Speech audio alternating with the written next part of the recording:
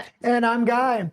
And this is your home for everything Alberta independence. It is a huge day for the movement. That being said, we broadcast live Monday to Friday, starting at 5, ending at 7 p.m. So if you need Alberta news, this is the place to go. We also have a companion to the show, which is our X account. Every story we talk about on the show, we cover on our X account previous to broadcast. Any stories we don't have time to get to are also on our X account. So it is a great companion. If you're not subscribed and you want Alberta independence information, that is also the place to go. And before we start, hello, thank you so much for being here today. Also, please do subscribe. It's what helps us out the most. And we read all your comments if you're new to the show. We have sections. After each section, we go through a bunch of your comments. We do prioritize super chats. So if you send one of those, we'll read it as soon as we see it, regardless of what we're talking about. Otherwise, after each section. Well, there is massive news, and it's not just the petition reaching the required amount of signatures. Danielle Smith came out with a huge move today. We're going to cover that as well. But like you said, if you're not subscribed, now is the time to get behind Alberta independence creators before the federal government really pushes back. Anybody that's talking about this that's in the States, I'm subscribing to them. In Alberta, in Canada, get behind the entire grassroots movement. We've seen what happened in the American elections with Donald Trump. The independent media is what made the difference. The Canadian fight for independent media and against independent media is going to happen in the context of Alberta independence. That's obvious at this point. I'm hoping independent media can push Alberta over the edge. And we also saw what happened during the truckers' convoy. So we know shenanigans are on the way, and we need to be on the lookout for those and listening to people that are able to speak and point out at those shenanigans. Well, every day we have a section where we're profiling other creators that hopefully you'll subscribe to and follow that are supporting Alberta independence.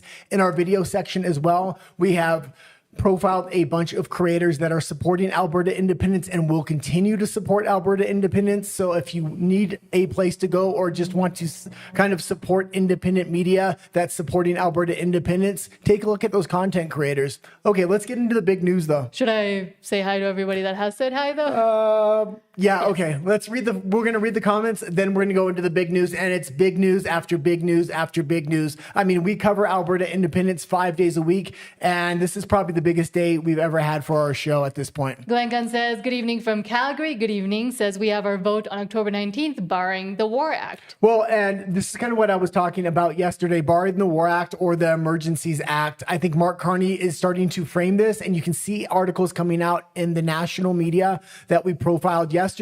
He's going to profile this in the way that Donald Trump is trying to divide Canada so he can conquer it. Now, Alberta has a choice to make, and the right choice is to kind of stick with Donald Trump and say he puts his people first. Alberta wants to put their people first. Mark Carney is the one that has divided Canada. Why is that the best route to go? Because ultimately, if Alberta does get its independence, it's going to need to rely on Donald Trump, number one, to recognize them as a nation, and then to give long-term contracts out 5 to 15 years. So Alberta really will have an income coming in at the founding of the nation. Because if a Gavin Newsom or a Democratic candidate get in the States, you want to make sure you have those guaranteed contracts. Trump is very likely to be generous with those contracts in the founding of Alberta. But I completely expect Mark Carney to initiate the Emergencies Act. If he lets this go to a vote, there's a series of things that have to happen after that vote, and he's going to be limited. He's going to want to try to stop this vote from happening. The only way I game plan that he could do it was the Emergencies Act or the War Act, like he said.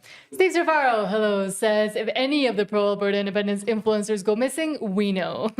Not in the guide time for a subdermal tracking device. We're pretty far away, at least as of now. We do want to go for the vote to be able to film and interview people if we can.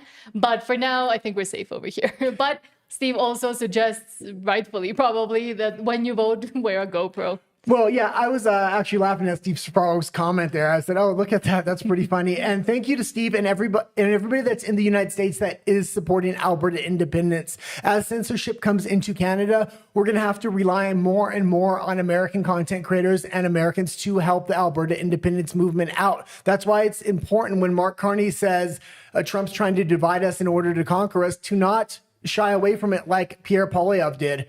Really lean into it and say, those are our brothers and sisters down south. We don't want to be the 51st state because we vote conservative 93 years running. We don't want to be bipolar like the states, but it's very important that you keep good relations with your U.S. allies, unlike Mark Carney in Canada.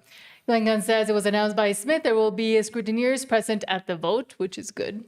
So they're going to be scrutinizing the vote. Yeah, I don't know what scrutineers mean, and we're going to have to really find that out. I hope it's one person from the nationalist side and one person from Stay Free Alberta to kind of monitor every single vote that's counted. Real quickly, hello to Primores 007 that says, hola, Senor Nat and Senor the Guy. Bueno news, petition has enough signatures. Next stop is Independence. Still learning Spanish, though. Well, you can come to my show today. I do have a show after this one in Spanish today because I missed the one from yesterday.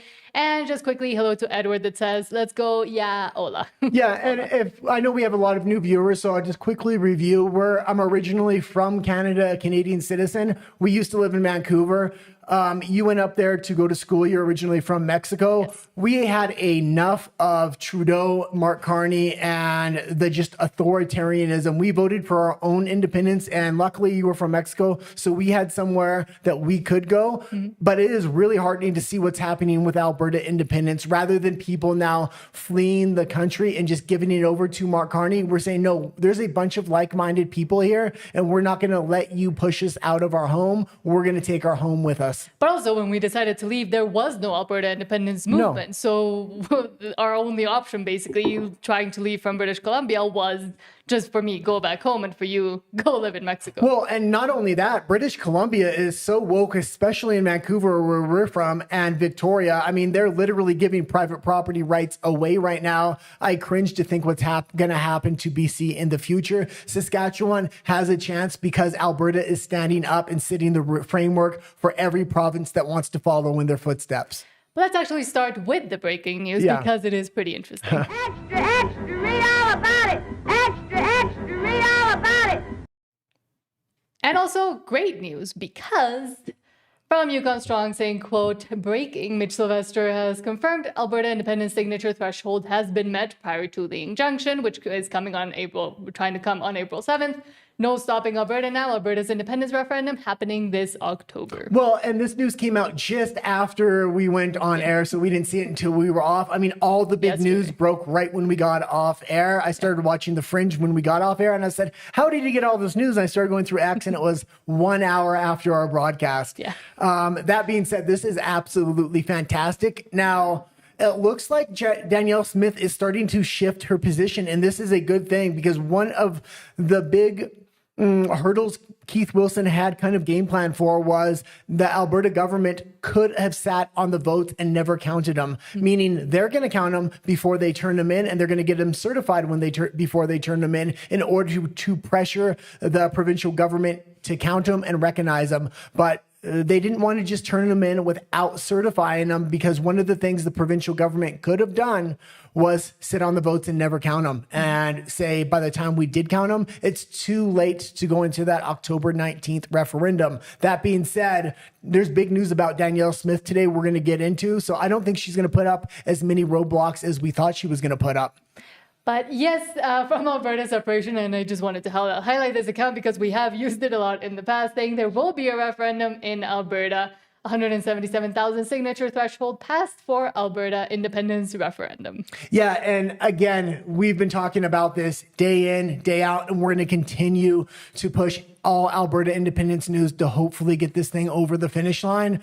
But a day like this is the day that really makes you smile. But I also want to personally at least thank all the canvassers and everybody that was there on the street, everybody that started this movement, everybody that helped get the petition even started, and everybody that it continues to try to gather signatures, because it hasn't ended yet. And we do see that people are still trying to go out there and collecting signatures, including, for example, Marty up north. So honestly, from the bottom of my heart, basically, thank you to all the canvassers canvassers and everybody that has been pushing this forward, for every single person, not just Canadians, but people in Canada that feel completely fed up and felt that sentiment and did not see any kind of spark of hope. With this, we are seeing that spark of hope, and it is to leave Canada. Yeah, thank you to everybody in Alberta that is helping with Alberta independence, not just the people that went out to get the signatures, but everybody that signed. I know it's a big commitment just to sign, especially after what the Canadian government did to the truckers, did to people's bank accounts. I mean, we can go on and on and on. There was a few points I wanted to bring up now that you did say that, though. If you are a petitioner or a canvasser and you have a lot of sheets and signatures, you need to send those in now and give those to your local representative. They're doing a pre-tally so they can kind of make sure those signatures are guaranteed. Continue to get signatures after that, but make sure if you have a stack of signatures, you give that to your local representative so they can be counted before the court hearing. And don't stop getting signatures, because if the court hearing goes the right way, we're going to be able to go all the way to the end and hopefully hit 500,000 signatures. And also, this might be an encouraging moment for those that were still on the fence about signing or thinking that this might not actually happen. So procrastinating, why might I go out there? Go sign now if you haven't signed.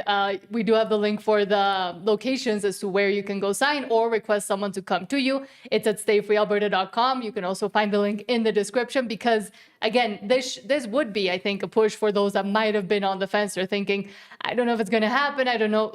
Now we know that it's probably done. Yeah, and if you haven't signed and you're going out to sign, which I hope everybody does sign this petition, take a picture of yourself signing this thing. Even if you're not going to post it right away, there is going to be a big push from the federal government calling Alberta traitors. And when they do that, we need to start posting pictures of everybody that signed the petition and saying it's the federal government that turned their back on Alberta, not Alberta that turned their back on Canada. But we're also seeing this from Premier Danielle Smith, from Jason Levine, saying, quote, Premier Danielle Smith says independence question may be the only question counted on October 19th of this year. And we're going to continue to read this in a minute, but this is really the big news of the day. I didn't know which one was bigger, to be honest with you, because it seems like Danielle Smith is actually shifting in the right direction. I hope that's the case. I'm not going to put too much trust in her because she is a national politician, but I think she knows where her vote base lies. And after kind of flooding the petition questions with those 9 questions that could muddy the waters, she's kind of trying to take that all back right here.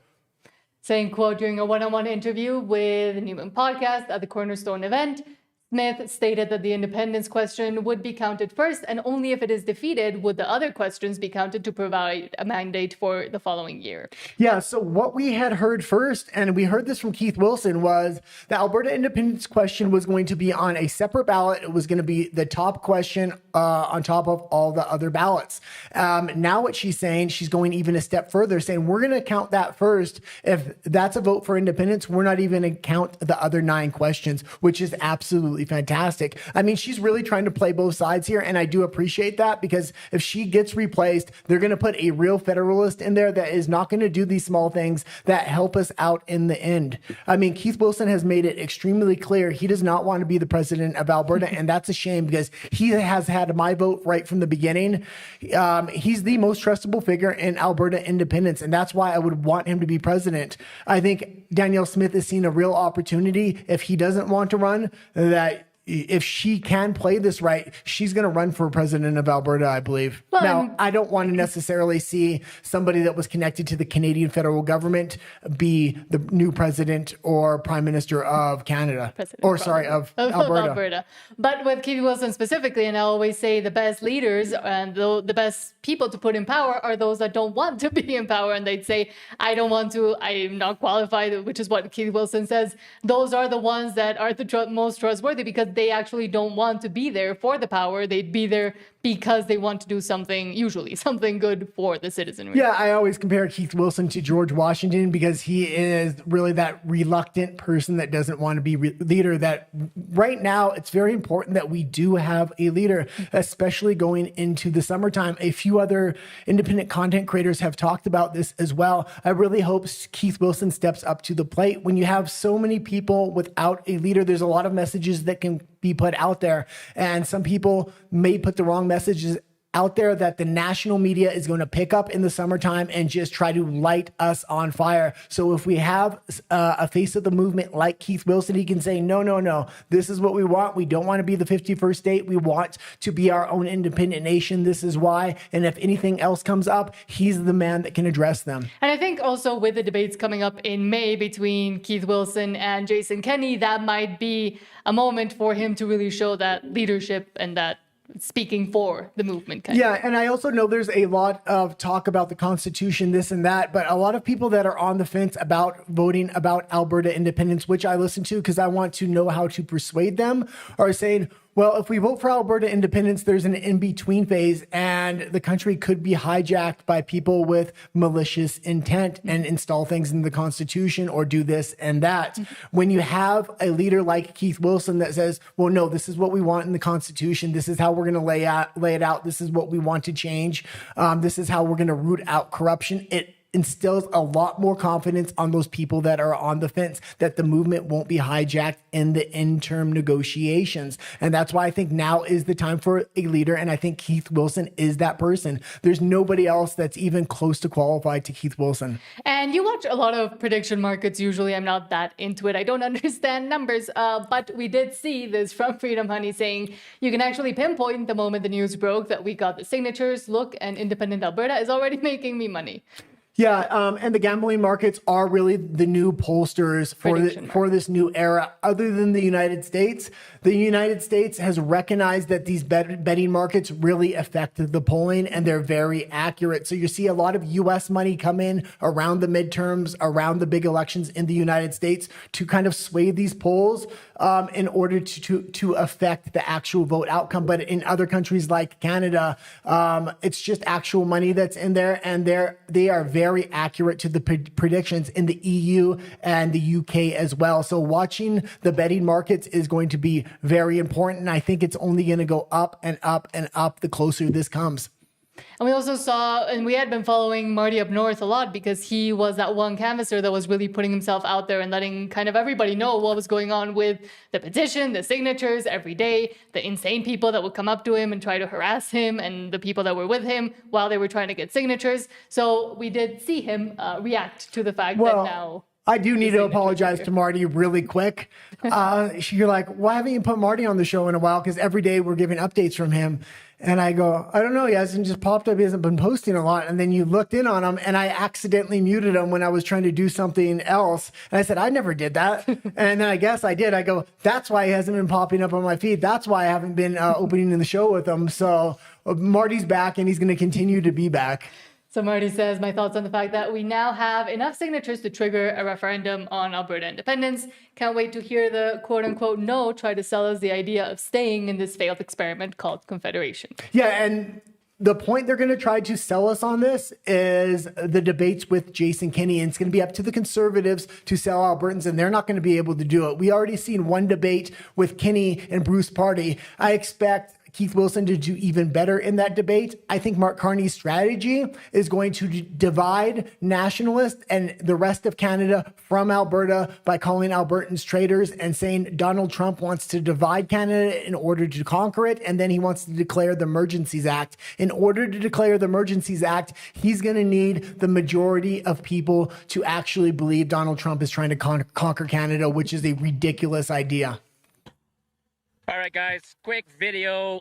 Super pumped, right? You guys all heard the announcement. I heard it from Mitch himself. There was a call yesterday for all the canvassers, a Zoom call. About 1,200 people dialed in on a Zoom call, and Mitch announced personally that he had all the necessary signatures to meet the threshold in his possession, which is like well over 177,000. He had even, he assures us he has extras for any potential spoilage, under the quality control.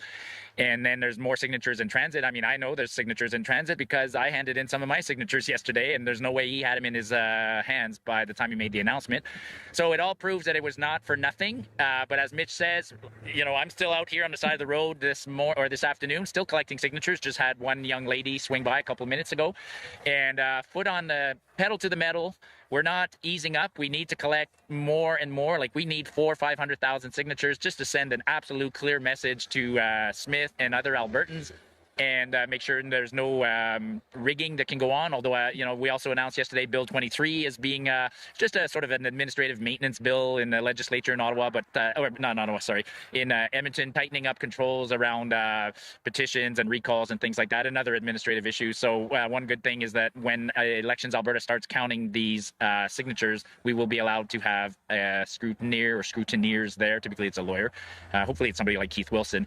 But now the interesting thing is now that there are people who still call us traitors and whatever they want, but they're going to have to face the reality that this is real, this is legal, this is legislated, this is transparent, democratic. And pause it for a second. And again, he's recognizing, and all people that have been with Alberta independence for a long time are starting to recognize these national articles where they're starting to call Alberta traitors. And why do you do that? Because that's just going to galvanize people in Alberta even more to independence. It's because he wants to divide the rest of Canada from Alberta if he wants to use the Emergencies Act. There's also one other thing. He's challenging the last court decision of the Emergencies Act under Justin Trudeau, and he's bringing it all the way up to the Supreme Court. A lot of people thought he wouldn't do that. Why is he doing that? Most likely because he's going to want to use it against Alberta independence here. Very nonviolent, everything that's positive about democracy. And now for me, the best part about all of this is that we're going to keep collecting signatures, but then we're going to enter the campaign. And I've told you, the campaign is the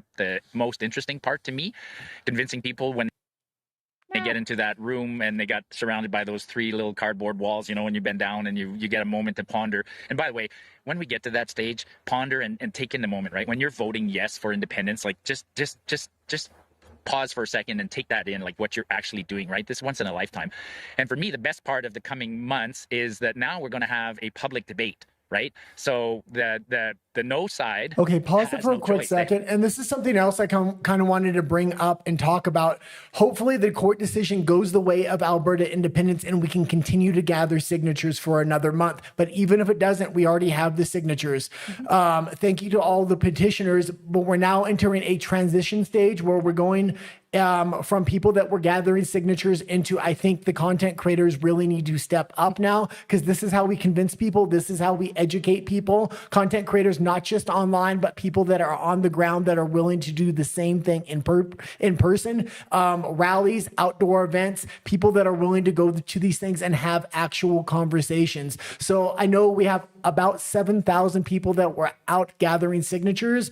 If you're somebody that's never done content creation or something like that, and you're thinking about doing it, I highly suggest transitioning from signatures to content creation once the door is closed on signatures. Meaning, if we can go for another month, we should do that. But now it's time to start educating the public. So thank you to everybody that has been getting these petitions, and thank you to all the content creators that have been kind of educating the general public. But also, even if you don't want to be a content creator, just talking to people around you, having the conversation, as Marty says, having the debate with each other without a camera. It doesn't need to be filmed. You don't have to put anything online, but just opening up those conversations and the reality that everybody is living within Alberta and what it means to at least just talk to each other. Well, and we did profile a job fair yesterday that had thousands of young people online, and they were all young people. Most of them weren't even going to get a chance to get a job. You don't necessarily need to go there for the petition, just to talk to these young people, because they're going to be fed up with the government having to wait in that line for 4 or 5 hours and then not even getting rejected, but not even getting in for the opportunity. Those are the exact people Alberta Independence wants to talk to.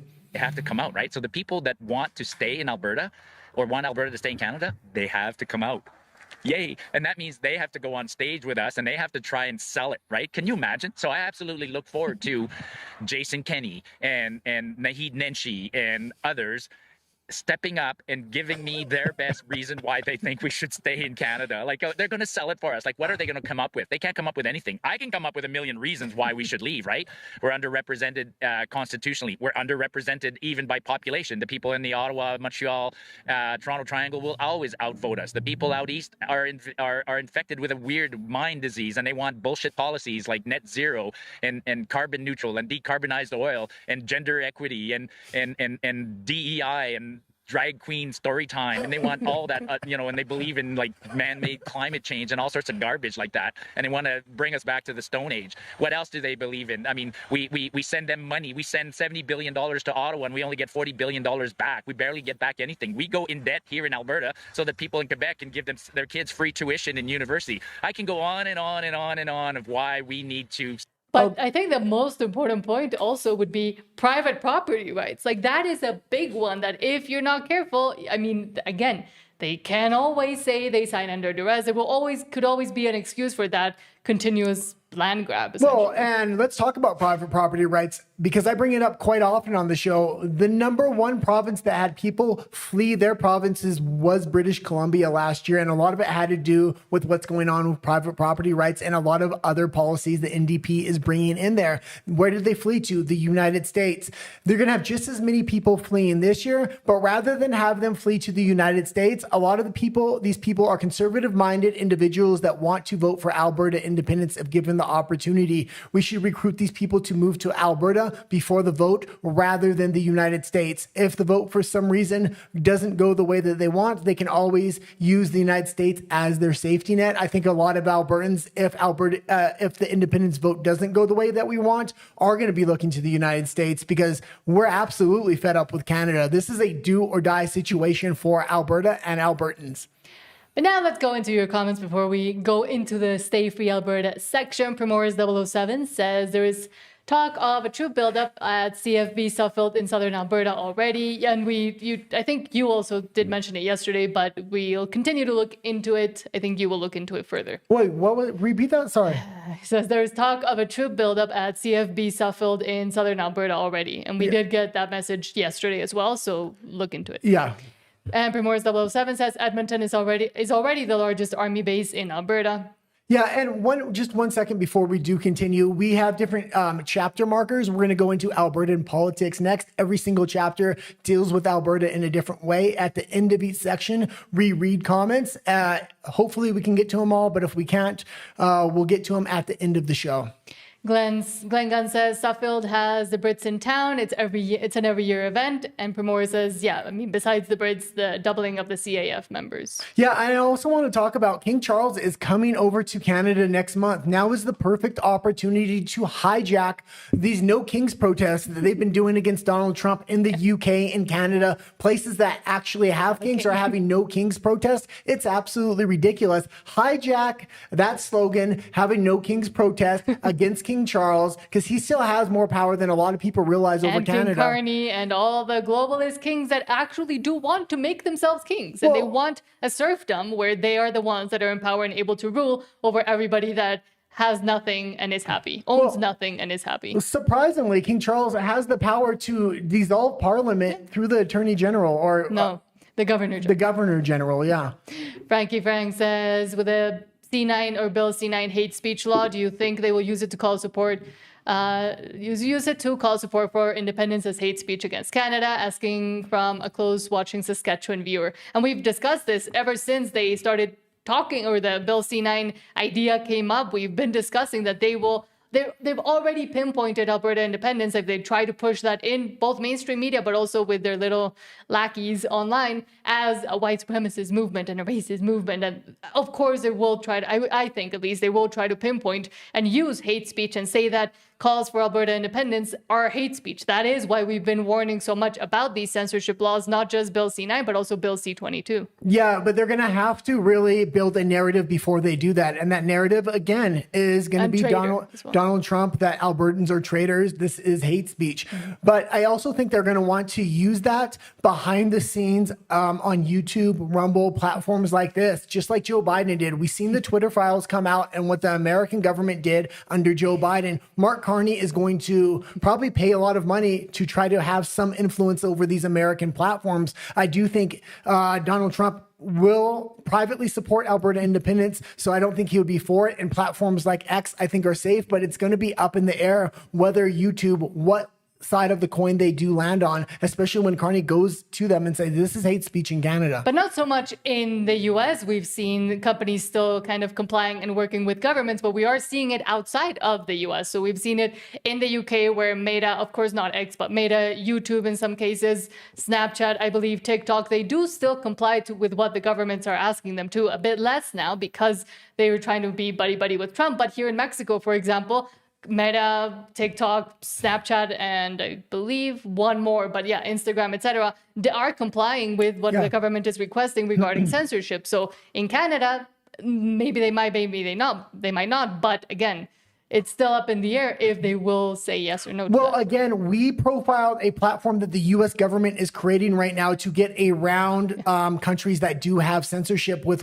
what's called a reverse VPN. As far as I know, it's the first website actually using it. So it's a new site that anybody can kind of post on, similar to X, but it will automatically get around any censorship of the UK, of the EU. And it was really put out there in the context of the EU and the UK. But I think as far as Alberta independence goes, this is going to have a huge impact if Carney does try to apply censorship.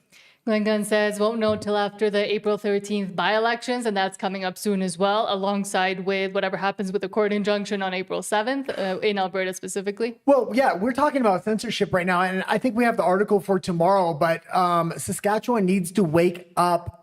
Scott Moe is starting to betray Saskatchewanese, talking about we're going to look into censorship for everybody that's under 16. This is a crazy policy he's trying to bring in. Freedom of speech is freedom of speech. I disagree with that. A lot of the policies Scott Moe is trying to bring in, he's trying to disguise them as conservative policies or policies that are pro-Saskatchewan. And then in the long term, they're not. When you look into his gun policies and dig a little deeper, they're not as they appear.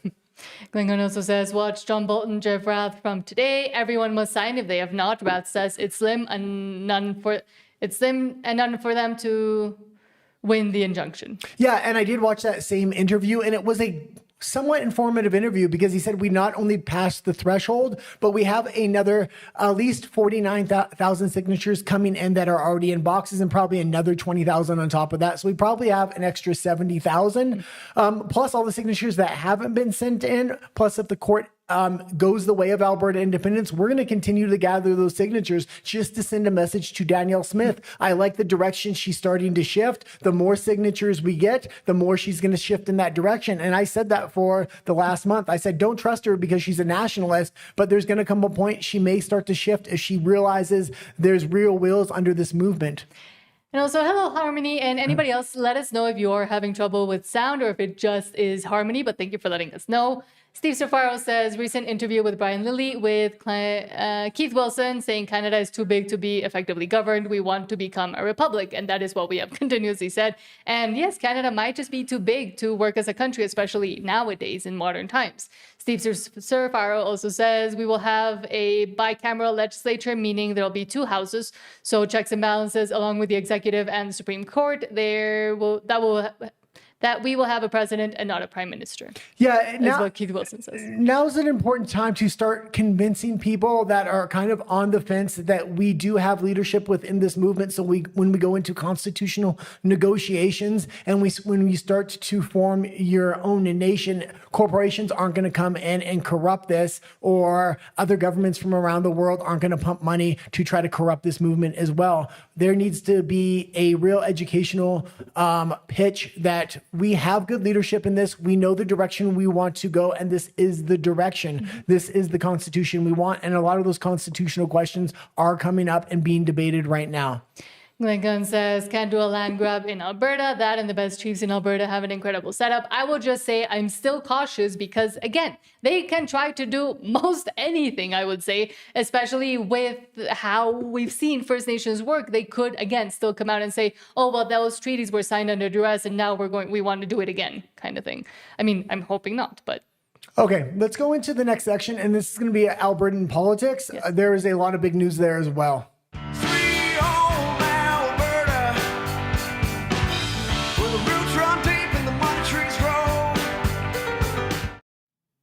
And you were right. You were telling me as it came on, this was the Stay Free Alberta section. So still, we're going into the petitions, a lot of game planning on what what direction we want to go. After this section, Alberta Politics. From Freedom Calendar, quote, if you're in Fort Mac and you're on the fence on Alberta independence, you gotta come here. We're expecting 600 people at least. Let's fill the room. Share everywhere without hesitation. Yeah, and it's important we get out to these remote sites, and I don't know how it's going to work for voting for these remote sites. And one of the things I said we need to watch for from Mark Carney is him colluding with corporations and other entities that are going to give a lot of these workers a lot of contracts just before the vote comes up. So they're stationed in a place that they won't be able to vote. So right now, this is in our advantage because we can send people out to these remote locations. But when it comes time for the vote, I don't know where these voting stations are going to be, or if people are going to be able to leave these remote locations. And I really do think one of the underhanded tricks Mark Carney is going to try to pull is to collude with corporations to give out remote contracts. So tomorrow, Wednesday, April 1st at 7 p.m. at the Quality Hotel and Conference Center, 424 Gregory Drive at Fort McMurray.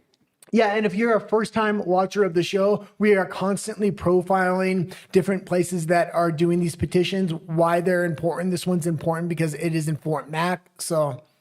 We also have this from Jeff Rath saying, quote, some childish forever Canuckistan took the Alberta flag down from its proper flagpole at the Maxwell Soccer Centre in Southeast Calgary and placed it in a subordinate position to the flag of Communist Canada. Numerous complaints to the City of Calgary 311 line have yet to restore a beautiful flag to its rightful place on its own, now conspicuously empty flagpole. Feel free to call to register your complaint over the childish behavior. And leave that up. And this is a very important story. People are going to say, this isn't an important story. No, it's more important than you know. The summertime's coming up. The narrative hasn't been built on the national level.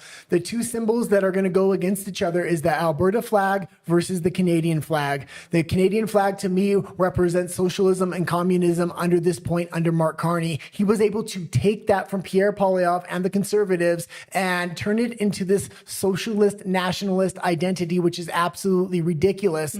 Alberta flag represents independence and freedom. It's going to continue to represent that, but they're going to start trying to take down Alberta flags and put up Canadian flags all over the place. This is going to be really the visualization of the conflict that's going to happen between nationalists and Albertans, not just in Alberta, but across the country. Yes. And I think you're going to see a push to really get behind the Canadian flag from nationalists again, maybe even take down some of these other ridiculous LGBTQ flags or other flags, and really stand strong behind Canada to push this idea that it is one Canada, but it's not one Canada. Canada has betrayed a lot of Canadians a long time ago, especially Albertans and Saskatchewans. And Noonie here says, go Buckshot. I'm with you on that. Alberta independence starts with the number of valid signatures that we collect. I would like to see a 30% buffer margin. I would love to see over 1.8 million signatures collected by the end of the month. And and you can go up to the top and read her name again. Noonie Sasu. Yeah, and she's constantly following a lot of her posts, reliking and retweeting our posts. So thank you to her. She's also a great resource for things like this. But this is an easy visualization. A lot of people talk about, well, what's next? What's next? And we sometimes talk in depth and go through it, and it takes a long time to read. But just for a quick visualization, let's go step by step on what needs to be done. And there's two alternative paths there. So a petition with 177,000 plus signatures, the referendum with a 50% plus one vote. Then either a unilateral declaration of independence with U.S. recognition or negotiations with Canada, eventually just leading to independence. Okay, so we've passed the first part, and we have a strong grassroots movement to get us that 51%. That's when you get to the crossroads, and that's where Donald Trump becomes the most important figure in Alberta independence. That U.S. recognition is what we are going to need, and it's not just U.S. recognition. He has created what's it called again? Shield of the Americas. The Shield of the Americas, and it's going to mean dozens of countries are going to recognize Alberta at the same time, and this cuts off a lot of the chess moves Mark Carney is going to try to play at that point. So this really does force him into negotiations with Alberta. But this is also why it's important when he starts saying Donald Trump is trying to divide Canada in order to conquer it, we don't start getting on board with that messaging. And we really say, no, Donald Trump put his people first. Alberta wants to put their people first. Mark Carney is putting his people last because we're going to need Donald Trump. So it's really a double-pronged effort by Carney. Number one, to bring TDS to gather nationalist support for the Emergencies Act, possibly. But number two, to try to get Albertans to turn against Trump so he won't help them at this stage where we need U.S. recognition, not to become the 51st state, but so Mark Carney can't play the moves that he wants to play at that point. But I will say, I mean, right now we're kind of here, and we're going to start seeing shenanigans all the way down here, more over here, and then especially around here and around here. So, and then it's still, I think, even towards here, we will also continue to see shenanigans and name calling and a bunch of underhanded things that will continue to happen, especially now that we're seeing that Bill C-9 and probably Bill C-22 are coming into effect. Can you go back to that post? Yes. Okay, yeah, we finished the petition. We're going to the referendum. And I have always said, if Mark Carney wants to stop this thing, he has to do it before that referendum vote, because a lot of the things that are in the Constitution and are in law are automatically triggered after that 51% comes in. And I think it's a good chance it does come in. The most likely scenario for him to stop it between the petition and the referendum is declaring the Emergencies Act. The only way to do that is to TDS his way into it through nationalism and say he's trying to divide the country. And a lot of people in Ontario are saying we're scared of being attacked by Donald Trump at this point, which is absolutely ridiculous. But the fact that that sentiment's even there in Ontario really does tell you something. And the Alberta independence movement really needs to game plan for the nationalist messaging now. Okay, you can go into the next. I usually wait for you to finish talking, but you made me leave it up there. Yukon Strong says, this is the only question that matters in Canada now. I don't care what province you're in. I don't care what party you support. If you want to turn this country around, you must help set Alberta free. And this is a question that we will see soon, asking, do you agree that Alberta shall cease to be a province in Canada and become an independent state? Absolutely. Yes. This is the only question that matters. And come the 12th of next month, when Mark Carney has his 3 by-elections where he may get a majority government, if he does get that majority government, or even 2 out of 3 where he's going to try to pay off any other floor crosser, National Conservatives need to get on board with Alberta independence. They have shied far away from this thing. I look into a lot of content creators to kind of profile them and say, these are content creators that support Alberta independence. I went to a lot of the National Conservative content creators and I looked at their channels. They won't touch the subject. They don't talk about it. And why? When you go to their most popular videos, it's always Pierre Poilievre and the National Conservative Party. And they don't want to touch Alberta independence. But once Mark Carney gets that majority government, what, are you going to wait 3 years for a pipe dream of Pierre Poilievre again? No, it's time to get behind Alberta independence, because Canada is going to be in absolute rubble within 3 years. And unfortunately, we did see Pierre Poilievre recently, and we've commented on it quite a few times about what he said on Joe Rogan, how he doesn't want to support it, and how we've said he could have used the Alberta independence movement as a great starting point to say, this is all what's wrong with Canada, so much that a whole province wants to separate. However, he decided to go against it and continue to be Mark Carney's apparently lackey. Yeah, I think Donald Trump put it best. He's going to lose, and he's going to lose politely. It's time to take the gloves off for Alberta independence, the independence movement, and not make the same mistakes Pierre Poilievre did. And I think Danielle Smith is starting to realize, well, I might need to start shifting back to Alberta independence. So we'll see what happens. But I do like the fact that she came out and said, and I can't say it enough, this is probably the second biggest news of the day, that the Alberta independence question is the first ballot, and it's on a separate ballot above the other 9 questions. And she's going to count that first. If that vote is for Alberta independence, she's not going to count the other 9 questions. So it's not going to muddy the waters, hopefully. And we also see a lot of people saying, oh, this will take forever. The negotiation period is going to take forever. But we do see Keith Wilson saying, quote, a successful and lawful referendum for Alberta independence on October 19th can lead to full sovereignty within months, not years. History supports this. Norway's separation from Sweden in 1905 was completed in roughly 3 months, while Czechoslovakia's peaceful velvet divorce to Czechia and Slovakia took under 6 months in 1992 to 93. The transition from Alberta as a province to an independent nation is far more straightforward than many imagine. The federal government exercises relatively few direct roles within Alberta, and those responsibilities are well known, including how to deliver them. Okay, you can leave it there. Go down a little bit and see if they have, good, they do have it here in the graphic.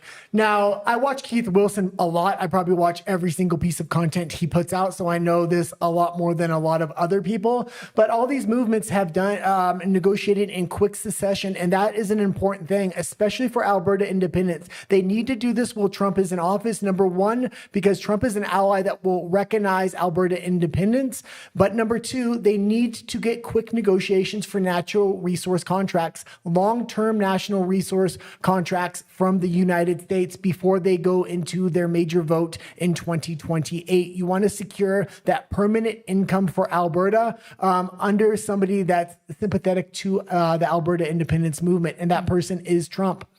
And as soon as country. Okay.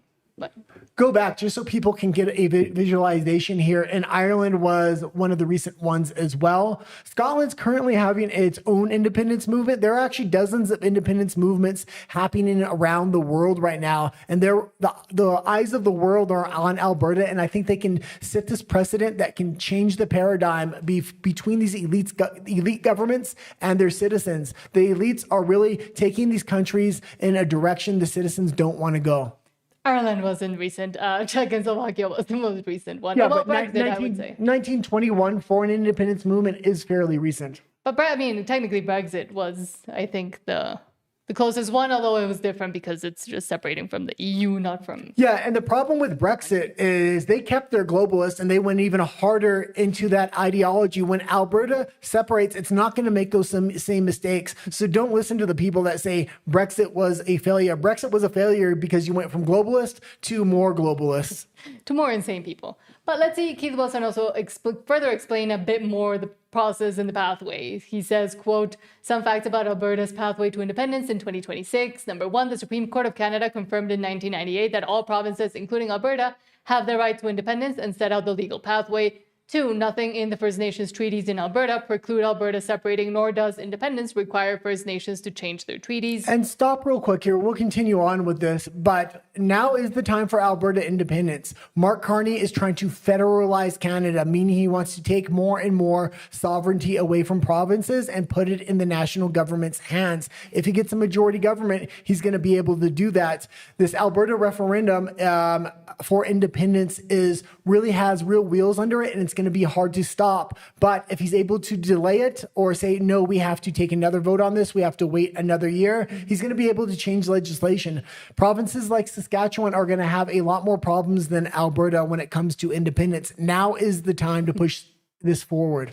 Number three, the 1930 Natural Resources Transfer Agreement and subsequent court rulings confirmed that the land, minerals, oil and gas, resources, and water are all owned by the Alberta government. That agreement did not transfer management, it transferred ownership.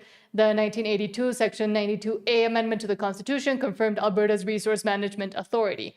Number four, Section 109 of the Constitution does not apply to independence and especially to Alberta. And stop again. I just want to make comments as we go because it's pretty long. I will say it appears to me, and I've already read through what Keith Wilson said here, and he said it magnificently, but it seems like Alberta spent the last 100 years leading up to this referendum of Alberta independence, getting rid of all the hurdles by negotiation after negotiation after negotiation. Now is the time. This has been going on since 1905. Every couple of generations, a cry for Alberta independence comes up. It's never been as strong as it is now, and all the hurdles are really taken out of our way.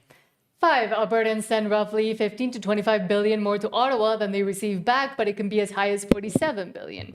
Only Alberta's 48 First Nations need to be consulted, and each one of those First Nations will either decide to keep the status quo regarding Canada administering their treaties, or ask Alberta to administer them, or ask to negotiate a new treaty. And number 7, the federal government and all provinces will need to sign off on the terms of separation, not just the amending formula. The constitutional amendments would simply remove all references to Alberta from the constitutional documents. The federal government and the provinces are obligated to conduct a good faith negotiations, failure of which Alberta can unilaterally declare its independence anyways. Yeah, and that last point there, this is what the Federalists are really trying to rely on because people don't understand what it actually says there. Keith Wilson goes over in detail in a lot of different videos kind of covering that, and that's why Trump becomes important at that point. If they're unwilling to let Alberta leave because of that last thing there, they're going to need to rely on Donald Trump to recognize independence. And at that point, Alberta just declares its independence if Canada won't go into good faith negotiations. And again, the U.S. and Trump are building the shield of the Americas, and they're consolidating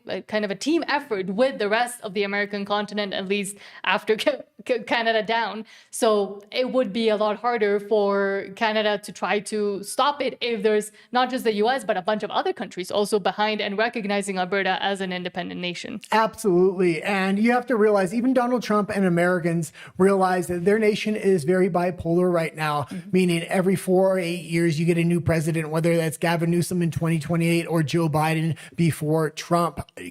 Donald Trump absolutely does not want to make Alberta the 51st state. He knows Alberta for the last 93 years has voted conservative. And if Newsom does get in there, we want a conservative stronghold in North America. So the next time somebody takes power that's a Republican in the States, they're not starting from square one. They have strong allies. And that's what he's trying to build with the shield of the Americas. Everybody in that thing are strong conservative countries right now. And have recently turned into strong conservative countries as well. We're seeing Chile, Argentina, who else? Costa Rica, et cetera, et cetera. All of them have had recent elections. And we're also going to, I think, talk about the upcoming elections in both Colombia and Brazil, which are also going to be interesting and consolidate even further power within that shield of the Americas with more common sense people. Not fully, but more common sense people. Well, and this is a station all about Alberta independence, but as the American midterms come up, we're going to start putting a few chapters about the midterms in there because they are very, very important to Alberta independence. Yeah. Who wins those midterms and who wins 2028 kind of dictates a lot of your game planning with the founding of your nation. If it looks like a J.D. Vance or a Marco Rubio is going to get in there, you're a lot safer. But if it looks like a Newsom might get in there based on the midterm results, you're going to want to go to Trump, say we need long-term natural resource contracts so we can kind of wait Newsom out if he does get into office. But we also see this, and again, shenanigans from proud Albertans saying, quote, Alberta independence, go figure. Alberta Forever, that petition received at least $20 million in taxpayer funding to try to squash Alberta independence. Forever Canada and anti-independence propaganda is getting money while Alberta independence is being pushed by regular everyday people. Yeah, Alberta independence had $1 million of grassroots support of small dollar donations. This movement here had $20 million on the surface level. You have to wonder how much money was coming behind the scenes on top of that. Yeah, they got about 400,000 signatures, but they didn't have any hurdles put in their way. The only hurdle they had is where to put all the money they were getting from the federal government and these NGOs. So when people start saying, well, they had 400,000 votes, yeah, they had the full time to, number one, gather those signatures. They had a different time of year. A lot of their people that were going to sign those signatures weren't at remote camps either. So yeah, the Western Standard says Alberta Francophone Group fighting against independence has received over $20 million in taxpayer funding. And Forever Canada's new partner against independence, the Association Canadien Français de l'Alberta, has received more than $20 million in government-funded projects over the last decade. Yeah, and that's Thomas Lukaszik's. And I think going into the summertime, small dollar donations to Stay Free Alberta is going to be important so we can start hosting events and doing other things. That being said, we want transparency from Stay Free Alberta. So like, where's every dollar going? What are you spending on? So it breeds confidence into your normal citizen that this is a safe place to donate. So now I'll go to Stay Free Alberta has been absolutely fantastic to this point. I'm just saying with any organization, we want absolute transparency. So and make that the normal kind of standard thing that citizens demand. Yeah. But now I'll read your comments before we go into Alberta politics. Yeah. Finally. Steve Servaro says, no kings. Exactly. It's the ones with kings that are fighting against their imagined king. Glenn Gunn says Fort Mac is all Albertan. A few years ago, the Canadian flag was downplayed by the woke, and now they're using it.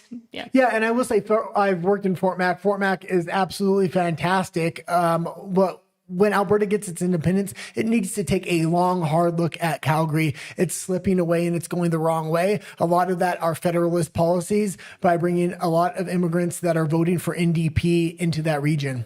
Tyler Robinson, hello, thank you for being here, says, in Calgary, a pastor was arrested for citing scriptures. What happened to Alberta? Need to contact your city councillors to protest this.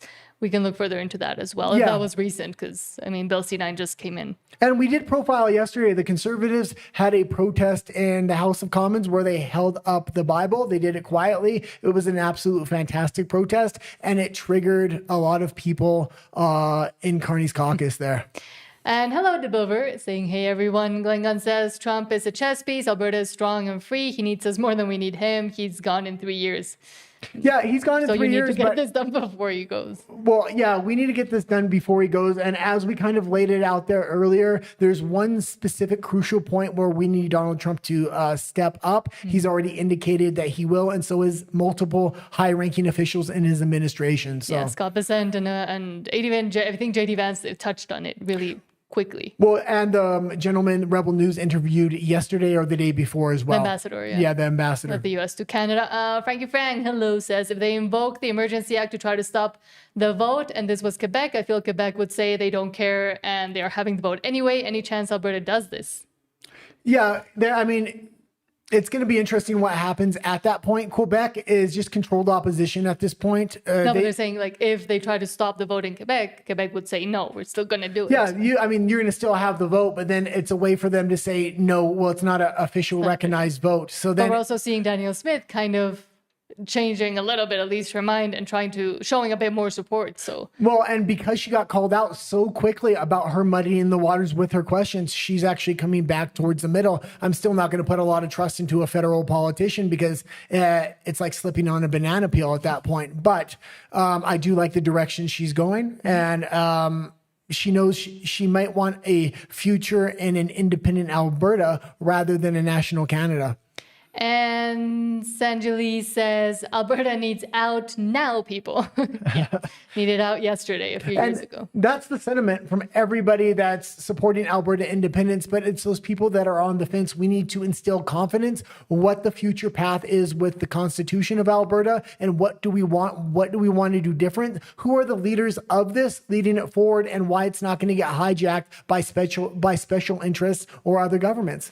And Bobby Hofer, hello, says, just found this channel. Thank you. Thank you. Good that you found us, because it's really hard to find us, apparently. It's continues. It's so great to see. John Bolton is my go-to page. He's awesome and true to our cause. I just really like how he talks. He's really funny. Well, and he's really good at talking. We profiled John Bolton along with a lot of other content creators, and he's absolutely fantastic. And he's one of the few other places to get daily news on Alberta independence, which is fantastic. Again, if you want to help content creators, help support Alberta independence, subscribing is the best way you can do it, because we are being repressed right now. Not just this channel, but anybody that's supporting Alberta independence. It's going to take a grassroots effort of content creators to go head to head with the mainstream media in Canada when the summertime comes. Exactly. And Darren Robinson says, now it's Alberta's time. Let's get 1 million+ signatures. Long live independent Alberta. Long live it. Exactly. Okay, let's go into the next section here, and then we'll try to catch up with some comments. Yes. He doesn't discuss federal politics. He only concerns himself with Alberta's independence. Okay, Alberta Politics. Let's start. I was waiting for the thing to come. And we're not going to get out to all the stories today within our two-hour time frame, I don't think. So some of the stories that we're going to have to leave out, we'll either push to tomorrow, or you can check our X account, which complements the show. And those were all the stories that were supposed to be on today's show. We go for 2 hours. We end at 7 just before the Fringe. So the shows can kind of work together, and our audience can go to watch his show without, conflicting. Eric, I'm just going to say, Eric says, quote, Alberta should have only 3 focuses right now. 1, declare independence as a sovereign nation. 2, stop immigration and migration into Alberta. And 3, build as many oil and gas pipelines to Tidewater with the necessary infrastructure. The future, our future, your future is at stake.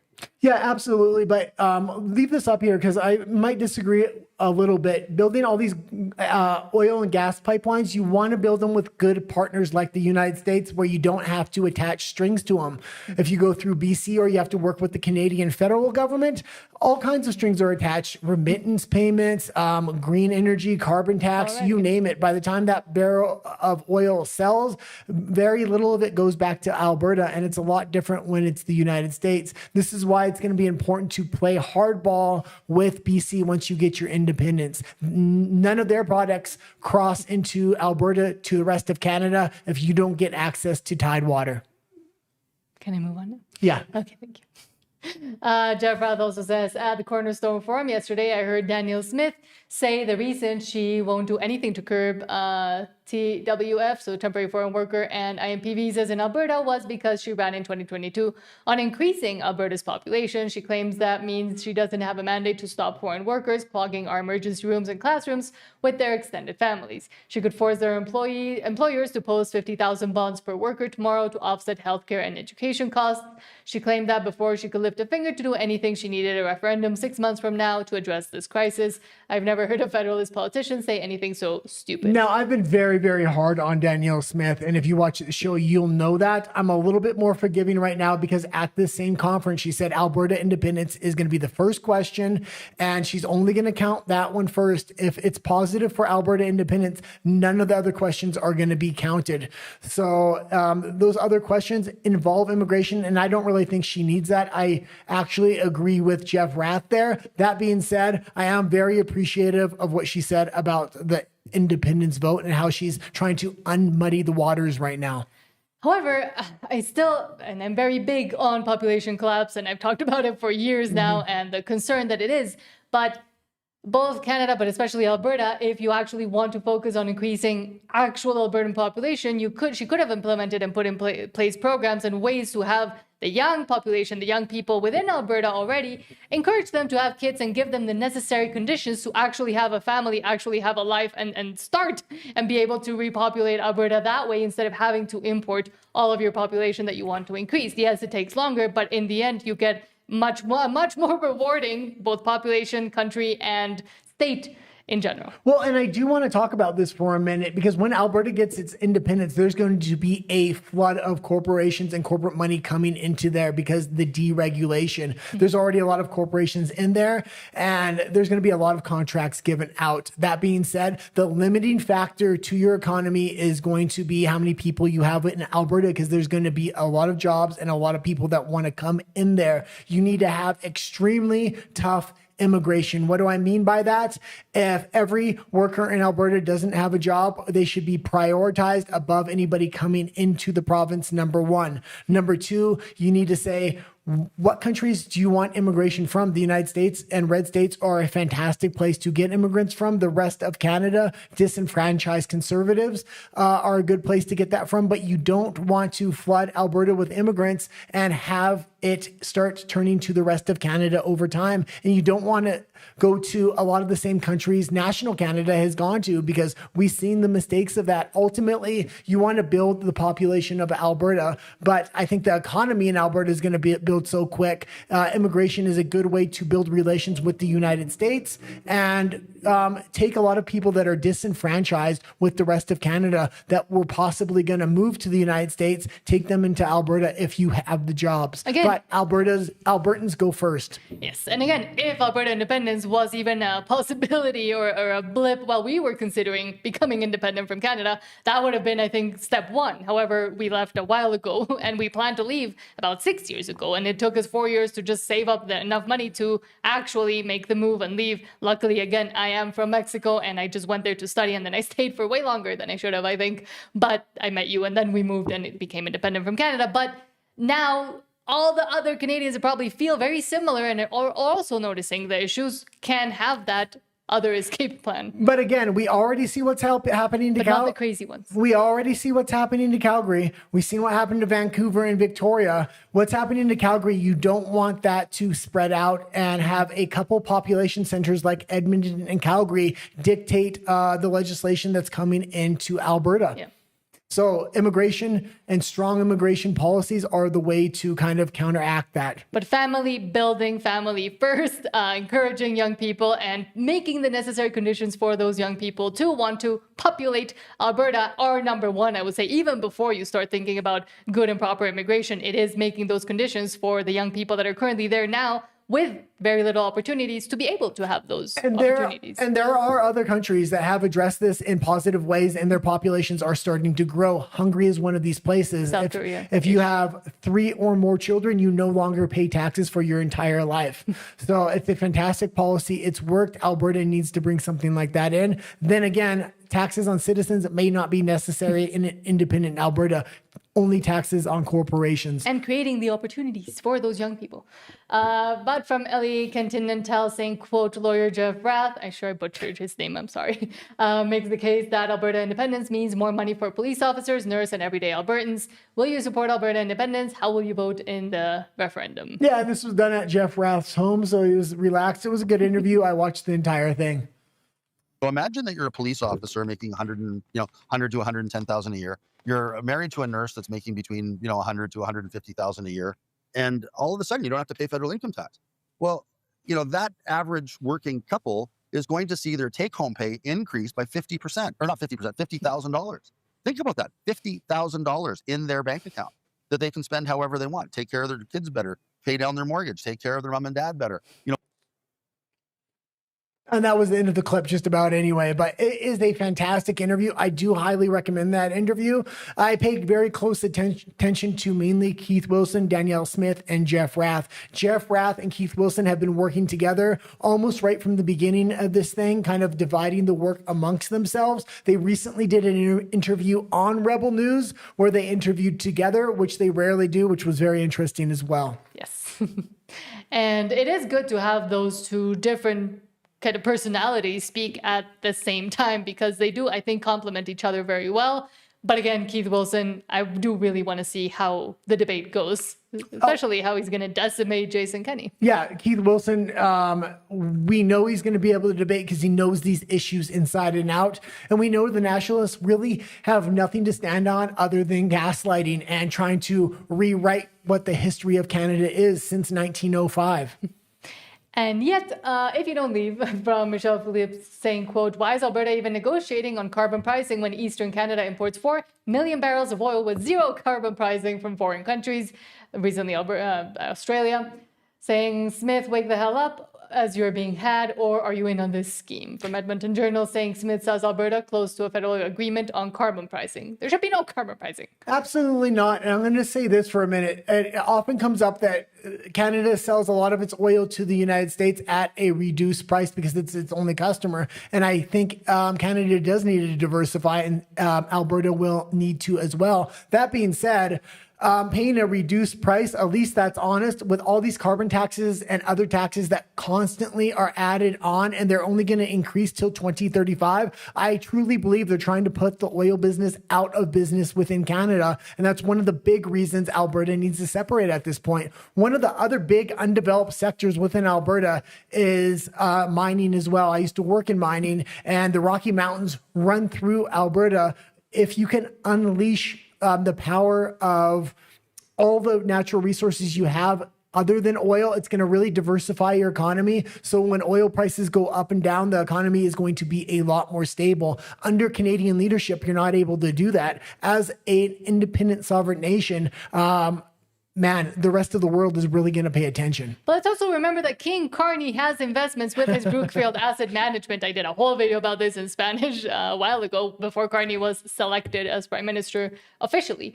But that all his oil dreams and stuff is outside of Canada, which might be why also he's trying to restrict what Canada and Alberta specifically can produce. Once you separate, now part of his game plan doesn't fully work, and his investments will also, I think, take a hit if Alberta is able to produce and handle its own resources appropriately and as they see fit, instead of as how Carney in Canada see fit. Well, absolutely. And I can't wait to see that compare and contrast when Alberta gets its independence. We'll look at the conservative ideology and the strong direction in which Alberta is going to go, and how they're going to develop their natural resources in a responsible way, and how they're going to spend that money, and hopefully be very, very transparent with everything, and how the Constitution should work. It's a very, very rare opportunity. You're going to have a chance to rewrite a constitution from the ground up. I was talking to somebody that's very interested in constitutions when it comes to here in Mexico. That being said, when you start talking about Alberta independence, they might not be that interested. But when you talk about, oh, this is an opportunity to write the Constitution from the ground up, people's ears really perk up. And especially for the young Albertans, hopefully that might be watching, but that might be in your life, let them know that this is a historic moment and opportunity for them, for their lives and their kids' lives, hopefully, that they now will be able to have, if they don't have them yet, to form a nation, a country, to pick the direction in which you want to and in which the country where you want to live now is, because you've been under the thumb of Canada for the longest time. Well, nationalists are going to try to frame this thing as, well, it's a risk if you separate from Canada. No, it's more of a risk to stay with Canada. We see the direction, we see the cliff, we know you're about to jump off. The elevator shaft, I will say. Yeah. It's not a cliff anymore. It's an elevator shaft. DeBilber says, keep up voting. Yes. And keep voting up if you haven't gone to sign the petition, now is the chance. And now I think we will get that increase as well. Yeah, and we do have a lot of new viewers. So if you're not subscribed, it really does help the channel. They are starting to throttle the independence movement, and it's only going to ramp up in the summertime. Wild Rose Republic, hello, says, I'd love to see 500,000 signatures on this referendum request. Go. Go sign. DeBilver says, Jeff Rouse said there's more boxes coming in. And I think there will be. And we just heard Marty up north saying he still has some that he hasn't sent in and he's still collecting them. So, well, and a lot of the people that are actually getting the signatures weren't aware they were supposed to submit them to their local representative so they could send them in. So I think they're starting to get the message now. So I think signatures are only going to continue to come in. Yeah. And it's extremely heartening that they had the foresight to say, we're going to count these signatures and we're going to get them accounted for by an accounting firm before the 7th, because on the 7th, they were going to try to reset the narrative. Alberta Independence has taken control of the narrative at this point. Wild Rose says our opponents are pretty scared now, but again, the rabid animals get even more rabid when they're scared. So I'm looking at more shenanigans and more, I hope not to say violence, but even violence coming up now that they know that it is a real possibility. Yeah, I know I've said it a few times, but the Emergencies Act is what Carney's going to be looking at. And but censorship. He's going to have to build up the framing for that. With the censorship. Yeah. Glenn Gunn says, Mitch will never say until May 4th. That plants a seed for the next 6 months. It's spring, plant the seed and it will grow. It's the Alberta way. Yeah, and there are a ton of seeds planted right now, and it's amazing and very heartening how many content creators are kind of out there doing this absolutely free day after day, day in and day out to get this messaging out there. And although the mainstream media hasn't really pushed back yet, we know they are. So we're going to need an army of people that support Alberta independence to be prepared for this, to fight the hard fight. And Wild Rose says it doesn't matter that they cheat. No one will acknowledge it. Well, hopefully. Well, we're going to have to do everything we can in our power to cut it off. All we can do is do what we can do. And right now we are doing absolutely phenomenally. Keith Wilson said, no, Keith Wilson said. Well, that would be nice if he was watching. Maybe one day. Although he did sign up to our X account, which was, that made me smile. We hope to talk to him at some point, hopefully. DeBilver says Keith Wilson might change his mind. George Washington.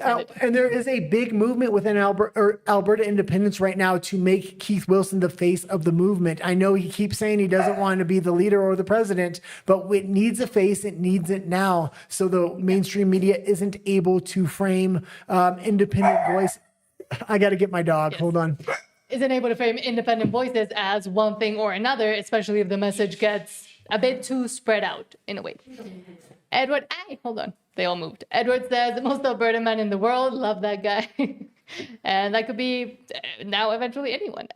Aid 2.0 says, I will give Danielle Smith a lot of credit, but we need to pressure Danielle to stop the government from subsiding by hiring foreigners over Albertans.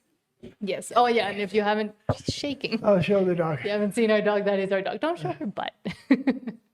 But that is the thing that is always barking in the background. That is why I also have a bunch of Frenchie statues behind me. Okay. She came all the way from Canada over here. We drove her all the way from Canada to here because she has a back issue. So when we moved, we had to go all through the United States, all the way down to Mexico with her just because of her.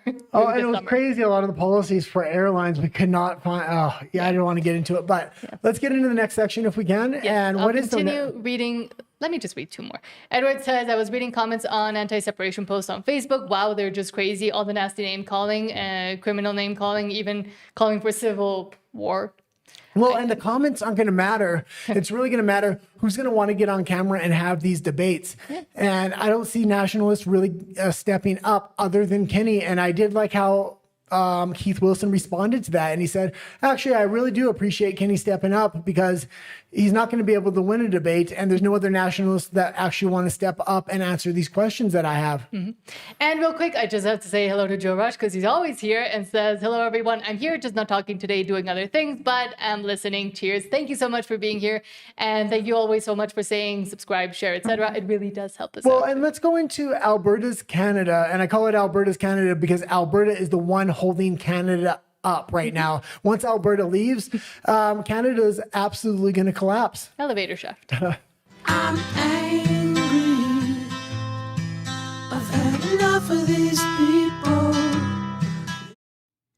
And I will say really quick before we go into Alberta and Canadian politics, and a lot of the issues are interrelated today, we skipped the Alberta personalities. The two personalities we were going to profile was Viva Fry, and he's really starting to speak up for Alberta independence, as well as Maxime Bernier. So Maxime Bernier, I know a lot of people don't like him because he went against Pierre Poilievre. That being said, his value system, he really got ahead of a lot of these issues when nobody was willing to take these stances. And he doesn't live in Alberta, so he's able to really frame these in a different way and really bring these points up against the national government as the summertime approaches.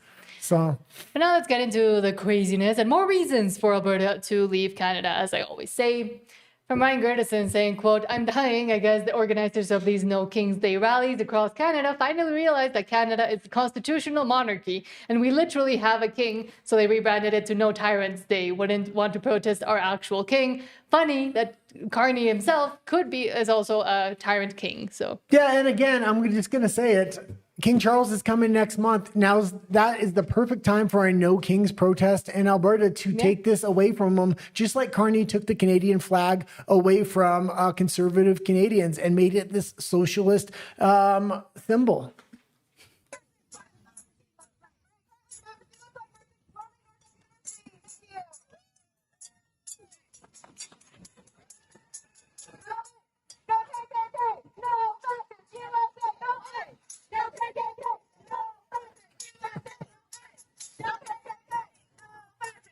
Okay, and you can leave it there. And there were actually actual No Kings protests in Canada as well in Vancouver. I meant to get a clip of that. It may be on tomorrow's show. But that being said, it's absolutely ridiculous because Canada does have a king. And a lot of people don't realize how much power King Charles actually has. He has enough power to actually dissolve Parliament if he chooses. yes. And I mean, They were all the U.S. Fought a civil war for their independence. Canada never did. And there's a few strings still attached to their puppet master.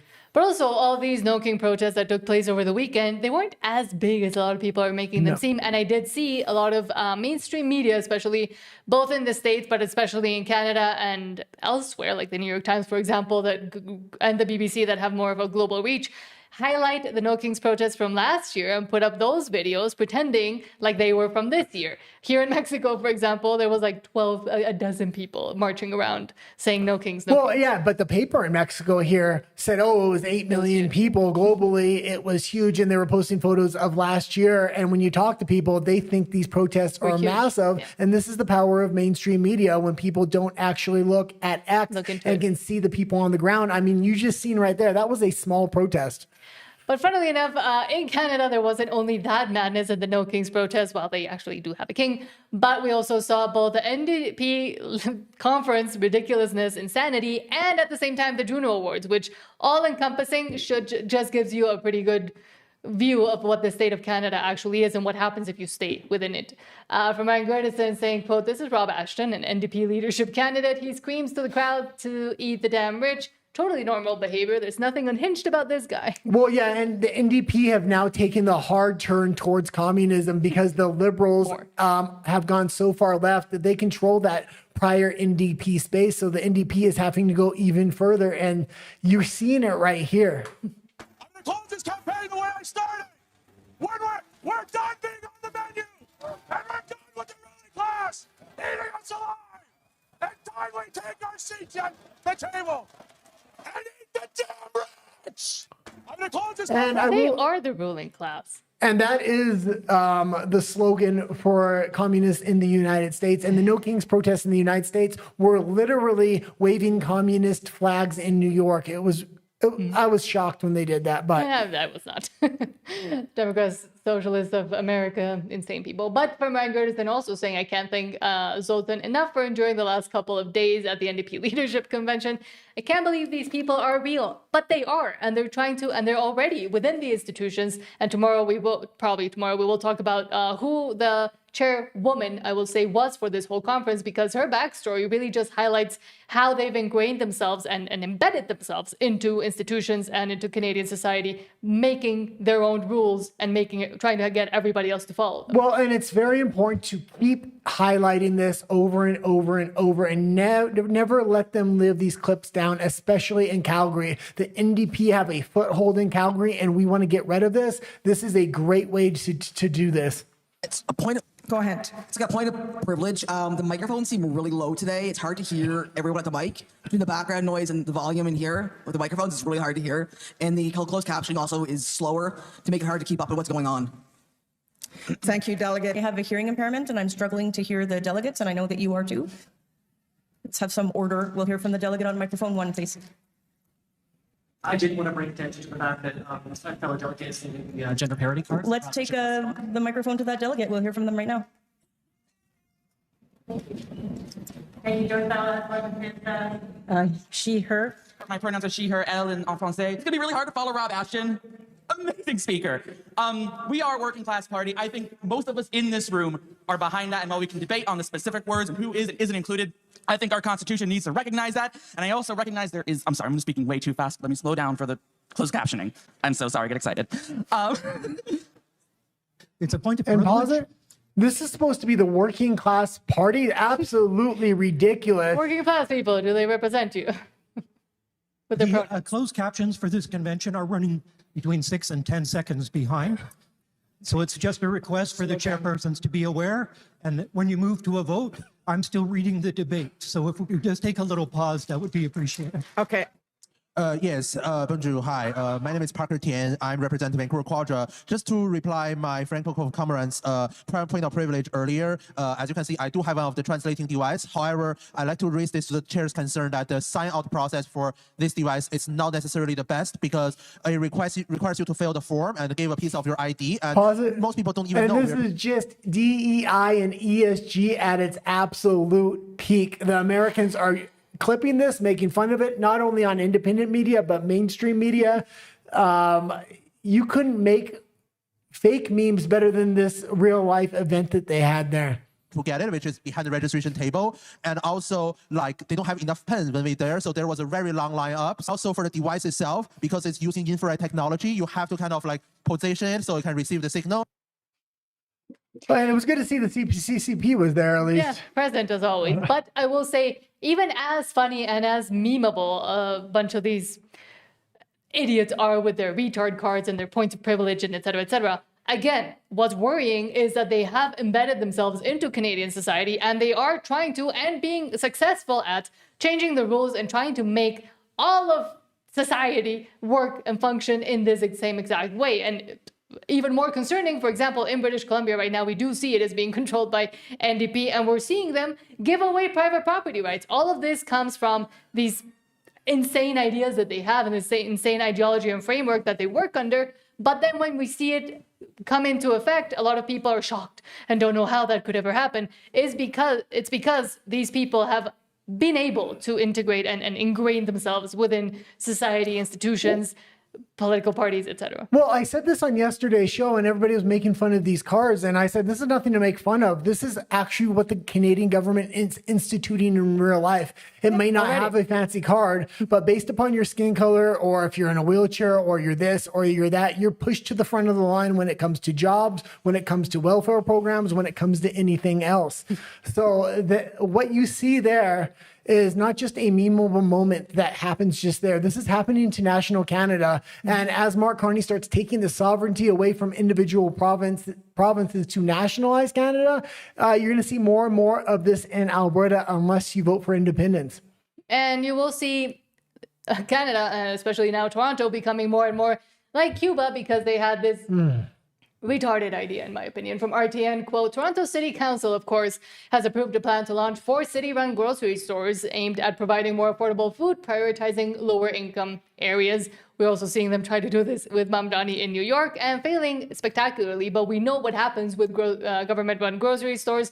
They have no food, they run out of food, and they have, at the same time, eventually they do have to start bringing in pricing, as happened in Cuba. Let's talk about what's going on here. The food banks are running out of food, and nobody's continuing to donate because people are hurting themselves. So that typical block of people that would donate to the food bank are no longer there. The government's trying to subsidize it, but it's not a long-term model they're going to be able to put into their budget. So now they're looking to actually profit off of grocery stores so they can make a food bank that they can charge people reasonable prices for. This is a bad plan.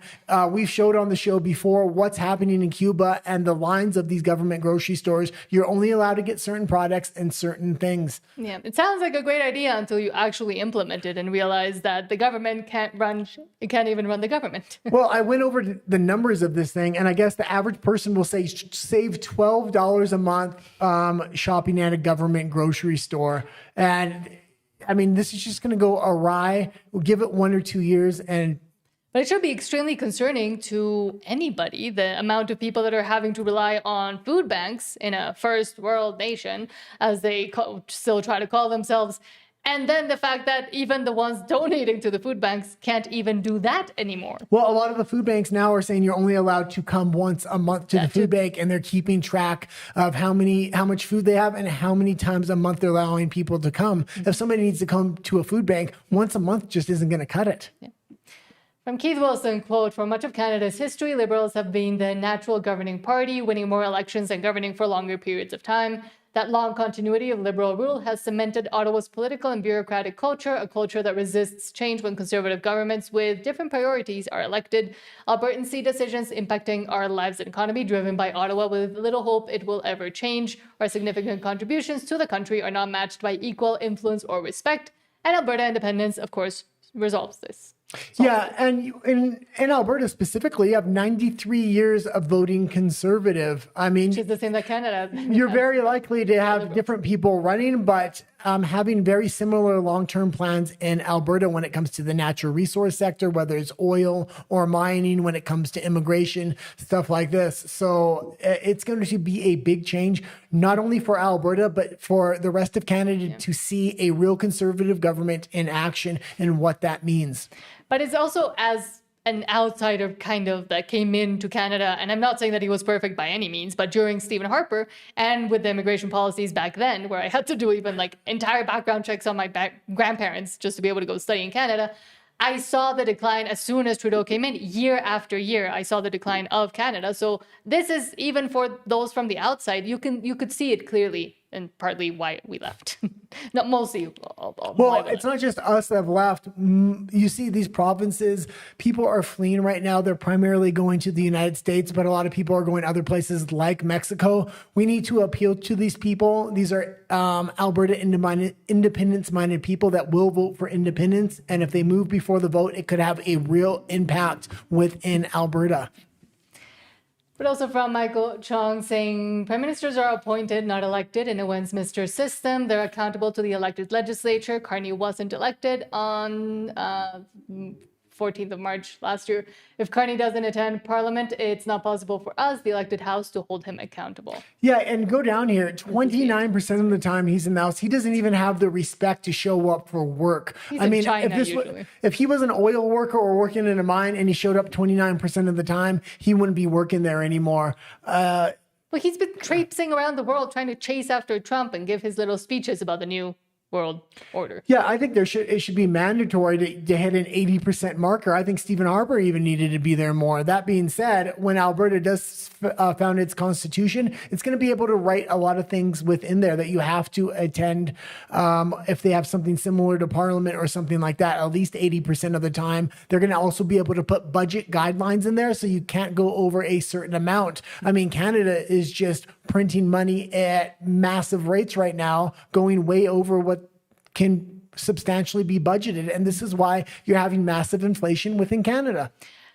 But let's go back and kind of bookend this with more of the NDP convention with Avi Lewis's winning speech saying that you will own nothing basically and you will be happy. Well, and a lot of people might not know who Avi Lewis is. He won he's the new leader of the NDP. This is just more bad news for Alberta if it stays part of Canada. He's severely against any pipelines or natural resource development. So if it goes through any other province where he's going to have a say, he's going to vote against it. The Prime Minister is very popular at the moment. He's a smart guy, and most Canadians still want to give him the benefit of the doubt. That's fair. But I think when you connect the dots, his moves do not add up to the vision that Canadians truly want and deserve in this perilous moment. $500 billion in a decade for weapons to make Canada a major arms exporter in a war-torn world. Slashing our cherished public services, sweeping aside Indigenous rights, full steam ahead, no regulations on AI and pipelines. In the last federal election, Canadians voted to say no to Trump and Trumpism. What they're getting instead is our government following the US into a future of wars, fossil fuels, austerity, and job-killing generative AI. Our NDP has a different offer for this country. And we're going to continue to play that, but this is absolutely ridiculous, the framing that he's kind of given. He's trying to make Mark Carney sound like a conservative. He's anything but. There's so much overlap with the NDP and Mark Carney there. They're obviously going to start supporting each other again, just like they did under Jap meets Sting. And one of the other problems is a lot of these separatist parties or Quebec parties are just controlled opposition. And when they need a vote, we've seen they voted for censorship with Mark Carney. Our plan is to Trump-proof the economy by investing massively in Canadian economic independence, using the unmatched power of public ownership to ensure the fundamentals of a good life. He just said communism there if you can't translate. Essentially. A network of public providers for food, phones, and internet. A public housing developer and public construction companies to build millions of non-market homes. A 21st century electrical grid, an EV bus revolution, and a heat pump in every home, built with Canadian steel, creating tens of thousands of unionized jobs.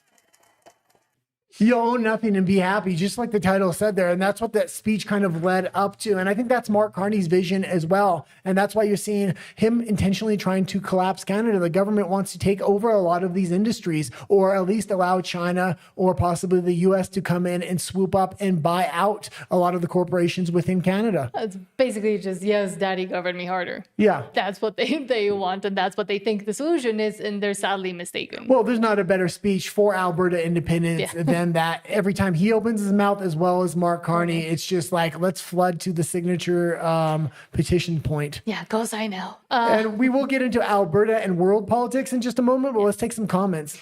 Daryl Robinson says, after the NDP clownvention in Winnipeg, there is no question, sign the petition, independence is the shield. Absolutely. And it's the cure, I would say. Frankie says, never heard of you guys until today, and it's a pleasure to listen to you. Thank you so much, and thank you for being here. Subscribe if you haven't, and like the video and share it. It really does help us out. Yeah, and if we do have a lot of new watchers today, we do broadcast 5 days a week live. That's Monday through Friday from 5 p.m. to 7 p.m. I don't think any other Alberta independent show goes live that many days a week. Our X account complements it. So if you're looking for a regular resource to get Alberta independence information, our X account can do that. Yes, it's at Nat and the Guy. And we're not going to give up on the movement. We're going all the way through to the end. And once Alberta actually starts founding its nation, we're going to follow a lot of the stories because they're going to be very interesting. Silverfeet says, hi, Nat and Guy. I'm from Vancouver. Good luck. And I appreciate both your hard work and efforts for freedom. Thank you so much. And hopefully you can gain freedom too if you're in Vancouver. And if you do live in Vancouver and you're considering fleeing the country and going to the United States, like 41,000 people in British Columbia did last year, consider Alberta before you do that, and consider it before the independence vote, especially if you will vote in favor of Alberta independence. It's a real shot to conserve what were Canadian values, but now seem to only exist in Saskatchewan and Alberta. But thank you so much for being here as well. Sean says, it was smaller this time with better weather here in Oregon. The No Kings retardedness. Troglodyte, hello, says NDP are chock full of nuts. It's all nuts. It's all nuts, basically. Cole says, once Liberals get a majority and pass the censorship bills, the out-of-country Canadians might be the only ones who can speak up. Keep it up.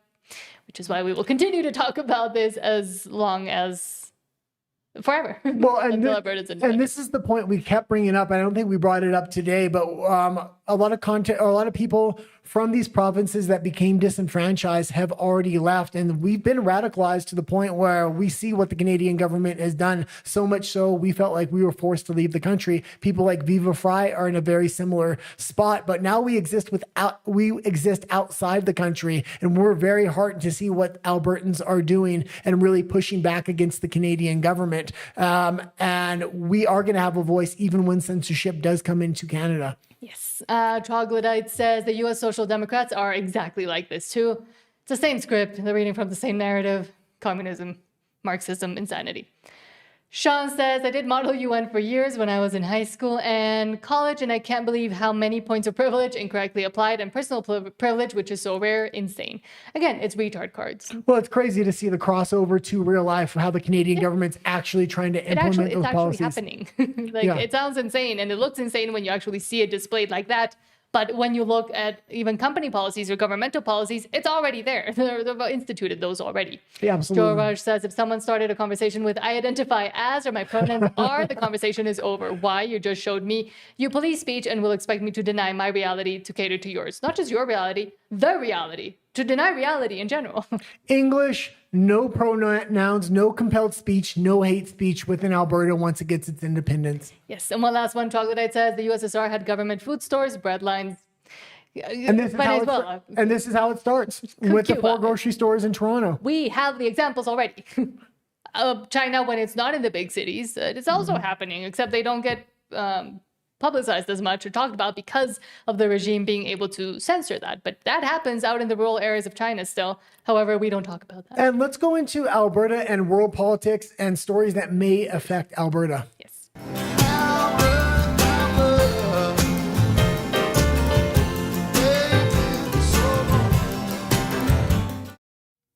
That is a long soundbite. I even forgot which one it is. But let's start with, hold on, no, there we go. Let's start with from Shadow of Ezra saying, quote, Pete Hegseth says Donald Trump has drawn a new strategic map from Greenland to the Gulf of America, calling it Greater North America.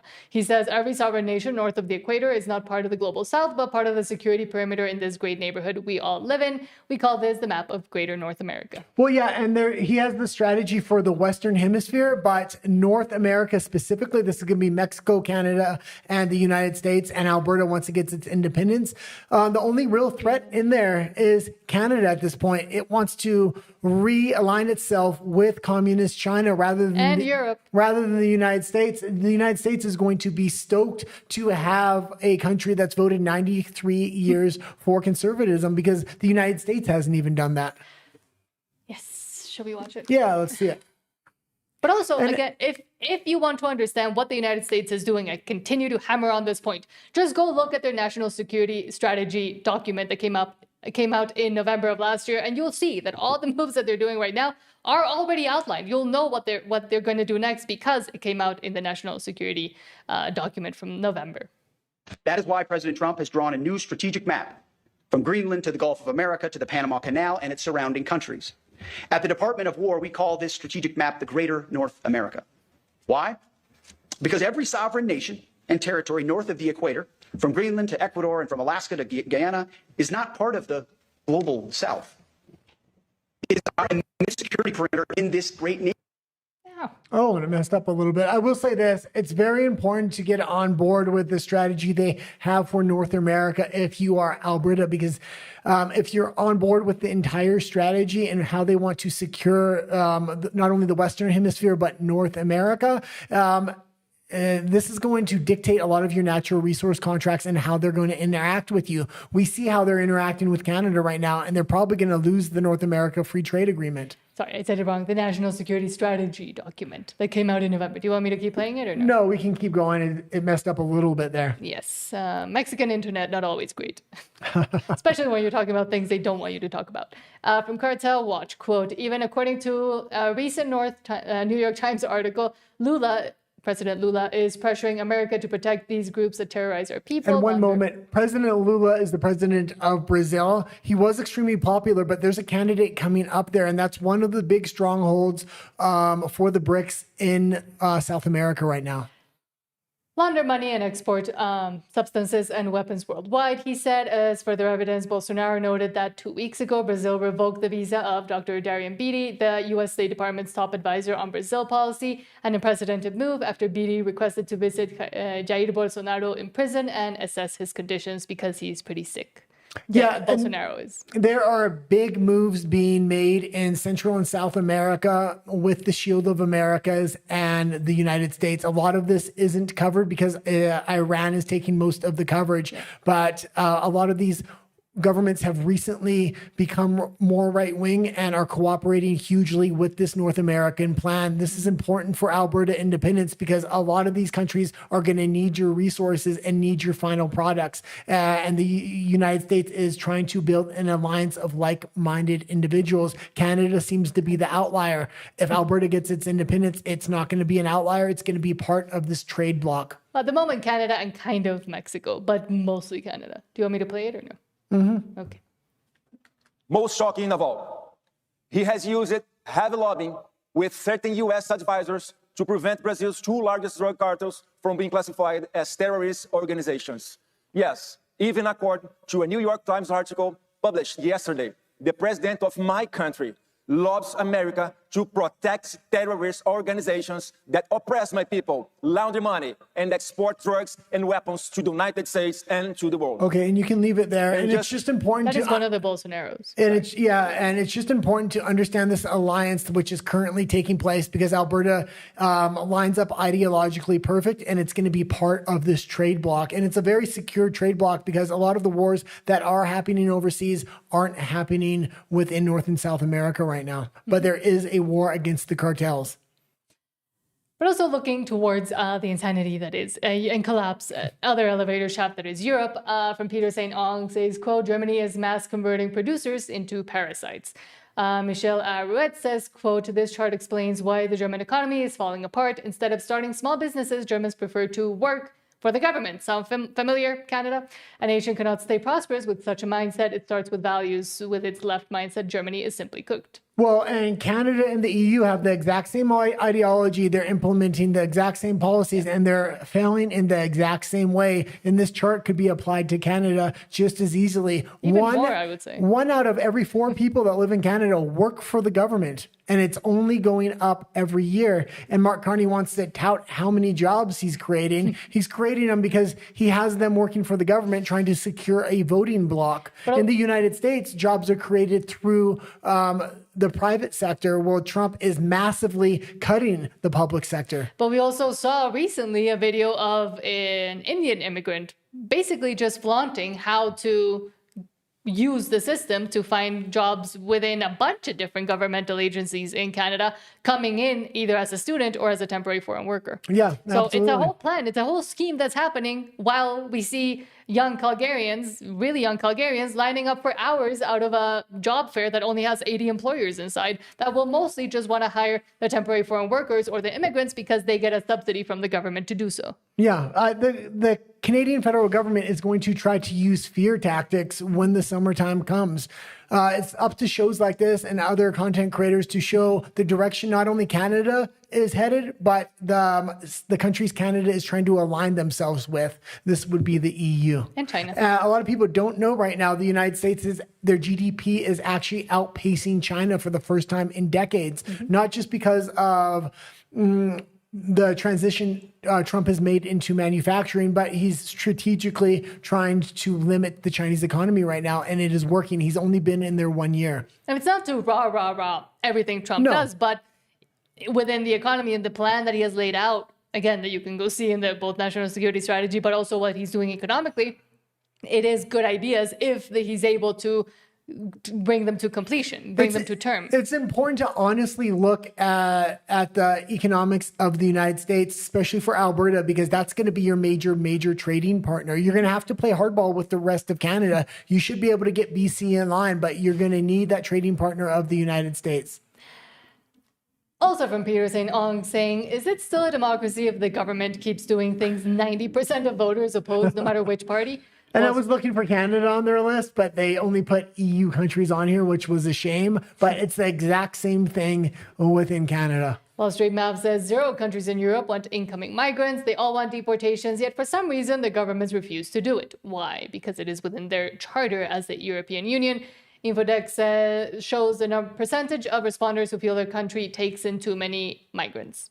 Well, and there is a tipping point that the governments reach where there's more migrants than actual citizens, and that's when they can permanently install these regulations without any resistance.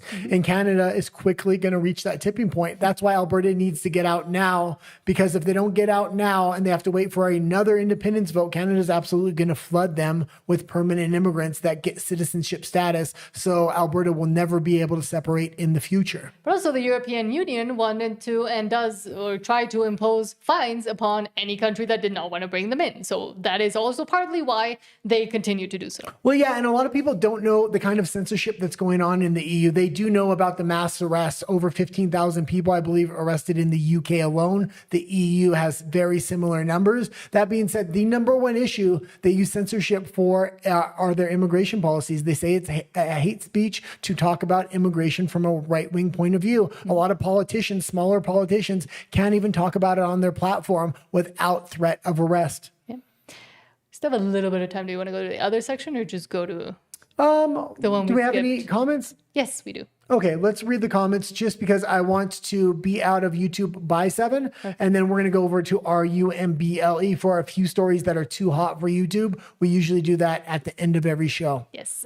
Sean says a food bank in Oregon became politicized and lost a lot of donations and now requires state tax money to supply it since the public has effectively rejected it. Well, yeah, and the same thing is happening in Canada right now. And I was shocked at a lot of the food bank stories. I didn't grab them for today's show. I'm probably going to grab it for tomorrow. But I do know a lot of people that were going to the food bank 3 and 4 times a week, getting small amounts. Now the government's saying in a lot of places, you can only come once a month, and they have a list. My question is it only one kind of person that can come once a month? Or if you have the right card, like in the NDP line, are you allowed to come multiple times?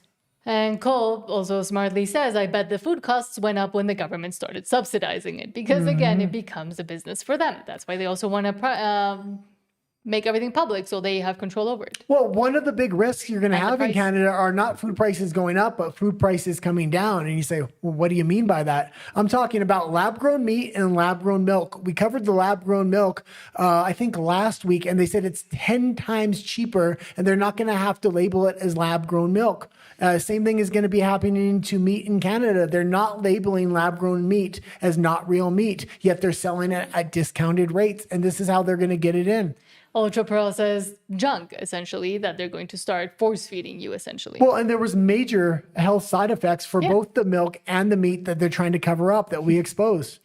Cole says non-market equals government housing, basically. Yeah. And David Bird, thank you, says thank you, Nat and Guy. Thank you for being here. And also, well, and thank you for everybody that's been watching the show and slowly building us up and helping us to grow. So, yeah.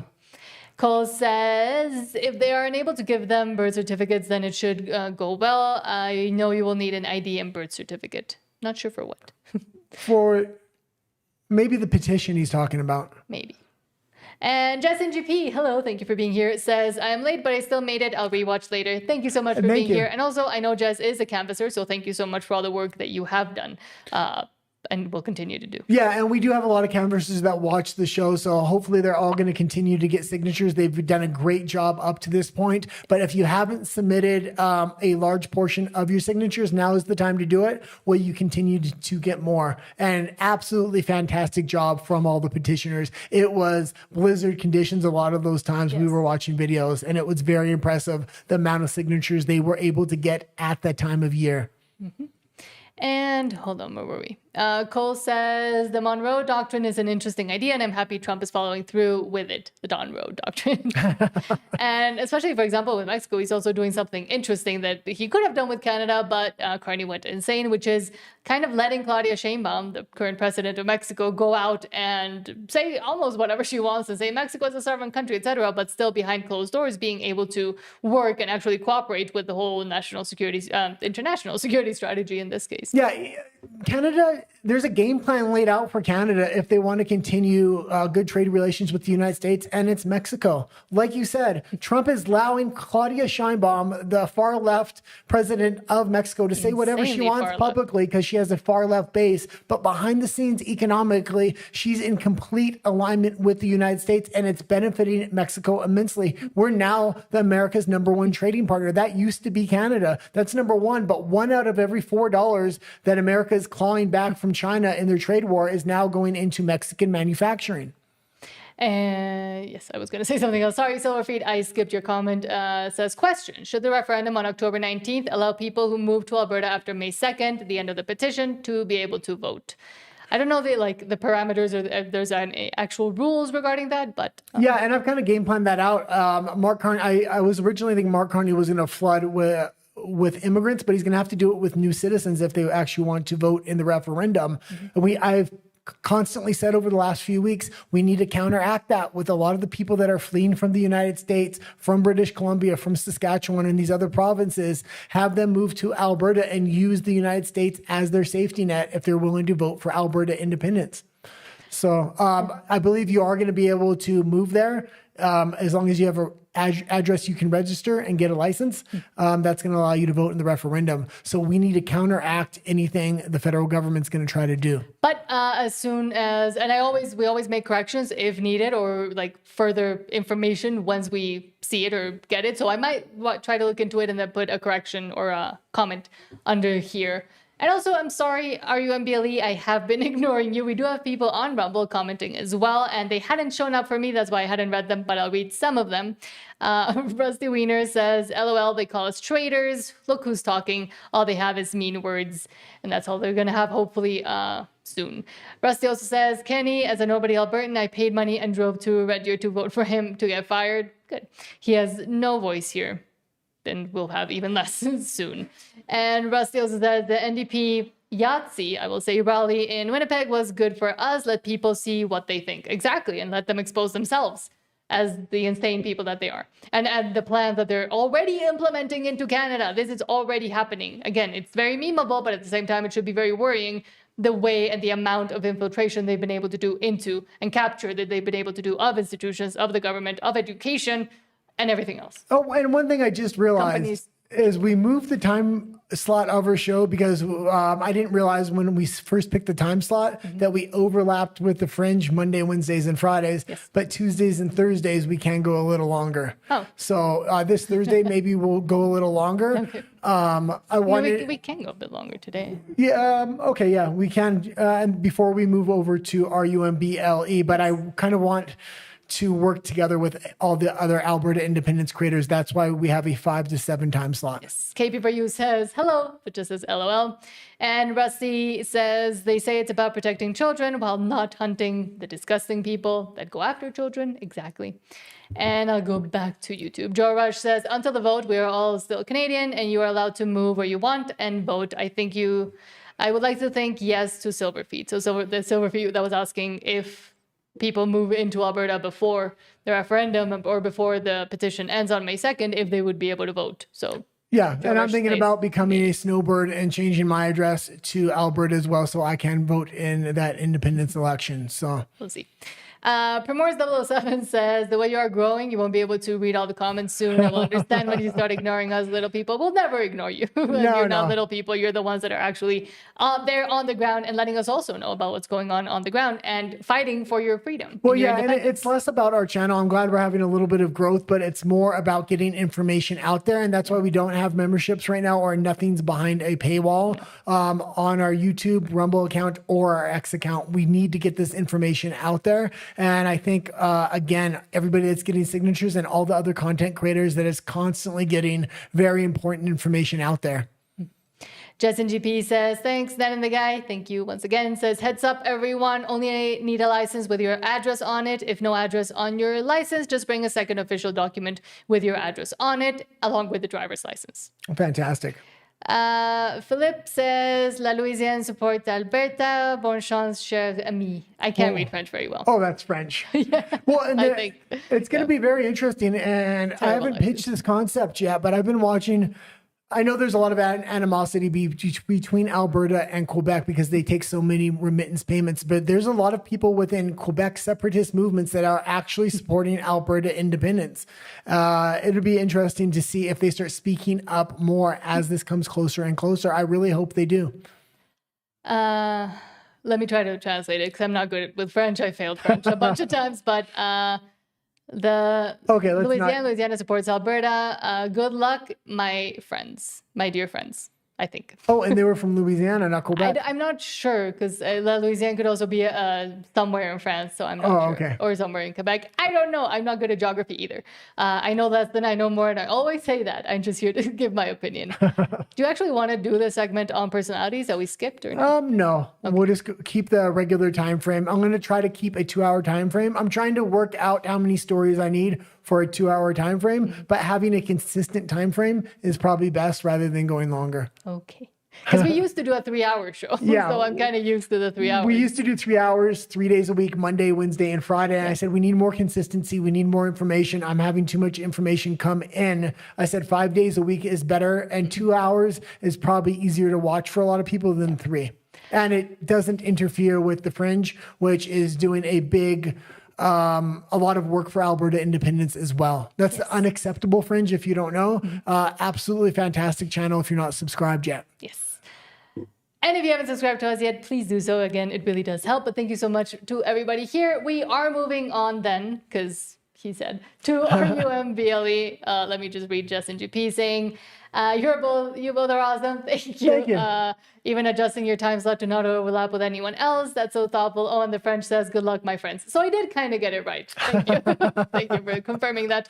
And yes, again, and we don't want, it's all about supporting each other and anybody that is supporting freedom, because we saw firsthand and lived firsthand what it's like to have to become independent yourself. And it's great to see a whole province, soon to be country, do so themselves. Yeah, and I know a lot of petitioners are going to be going into content creation soon. I've seen a lot of comments and things like that. If they are, there's one of the best time slots that nobody has right now is Saturdays and Sundays. There's no live shows for Alberta independence on those days. We would do them, but we're already going 5 days a week. So, we have to leave one day open to kind of try to gather outreach to people for interviews and for edited videos. Yes. Edward also says the boss is a huge grizzly bear near Banff. He was spotted last week. He is the most Albertan bear in the world. Yeah, somebody said that on yesterday's show as well. Edward. Yeah. Yeah. And I was talking, yeah. But now we are moving on to RUMBLE for the spicy stories that YouTube does not like us to talk about or mention. It already doesn't like it when we talk about China and a bunch of different things I will still talk about anyways, and Alberta independence, but it is important to talk about. And again, we'll be back tomorrow, same time, same place, 5 p.m. to 7 p.m. We go Monday through Friday. Thanks for all the new viewers and everybody that's tuned in. And thanks for everybody that has subscribed and hit the like button. And for the comments as well. Again, I do love reading them, and that's the whole point of having a live show, is interacting with all of you and knowing what's going on as well with all of you. Our Rumble channel is right there. It's at Nat and the Guy, same name as here. You can find us there. We're already streaming there, so you can go over there. There will be about a 30-ish minute 30-second wait. 30-second wait while we get over to RUMBLE, and then we'll see you over there. Let's get ready to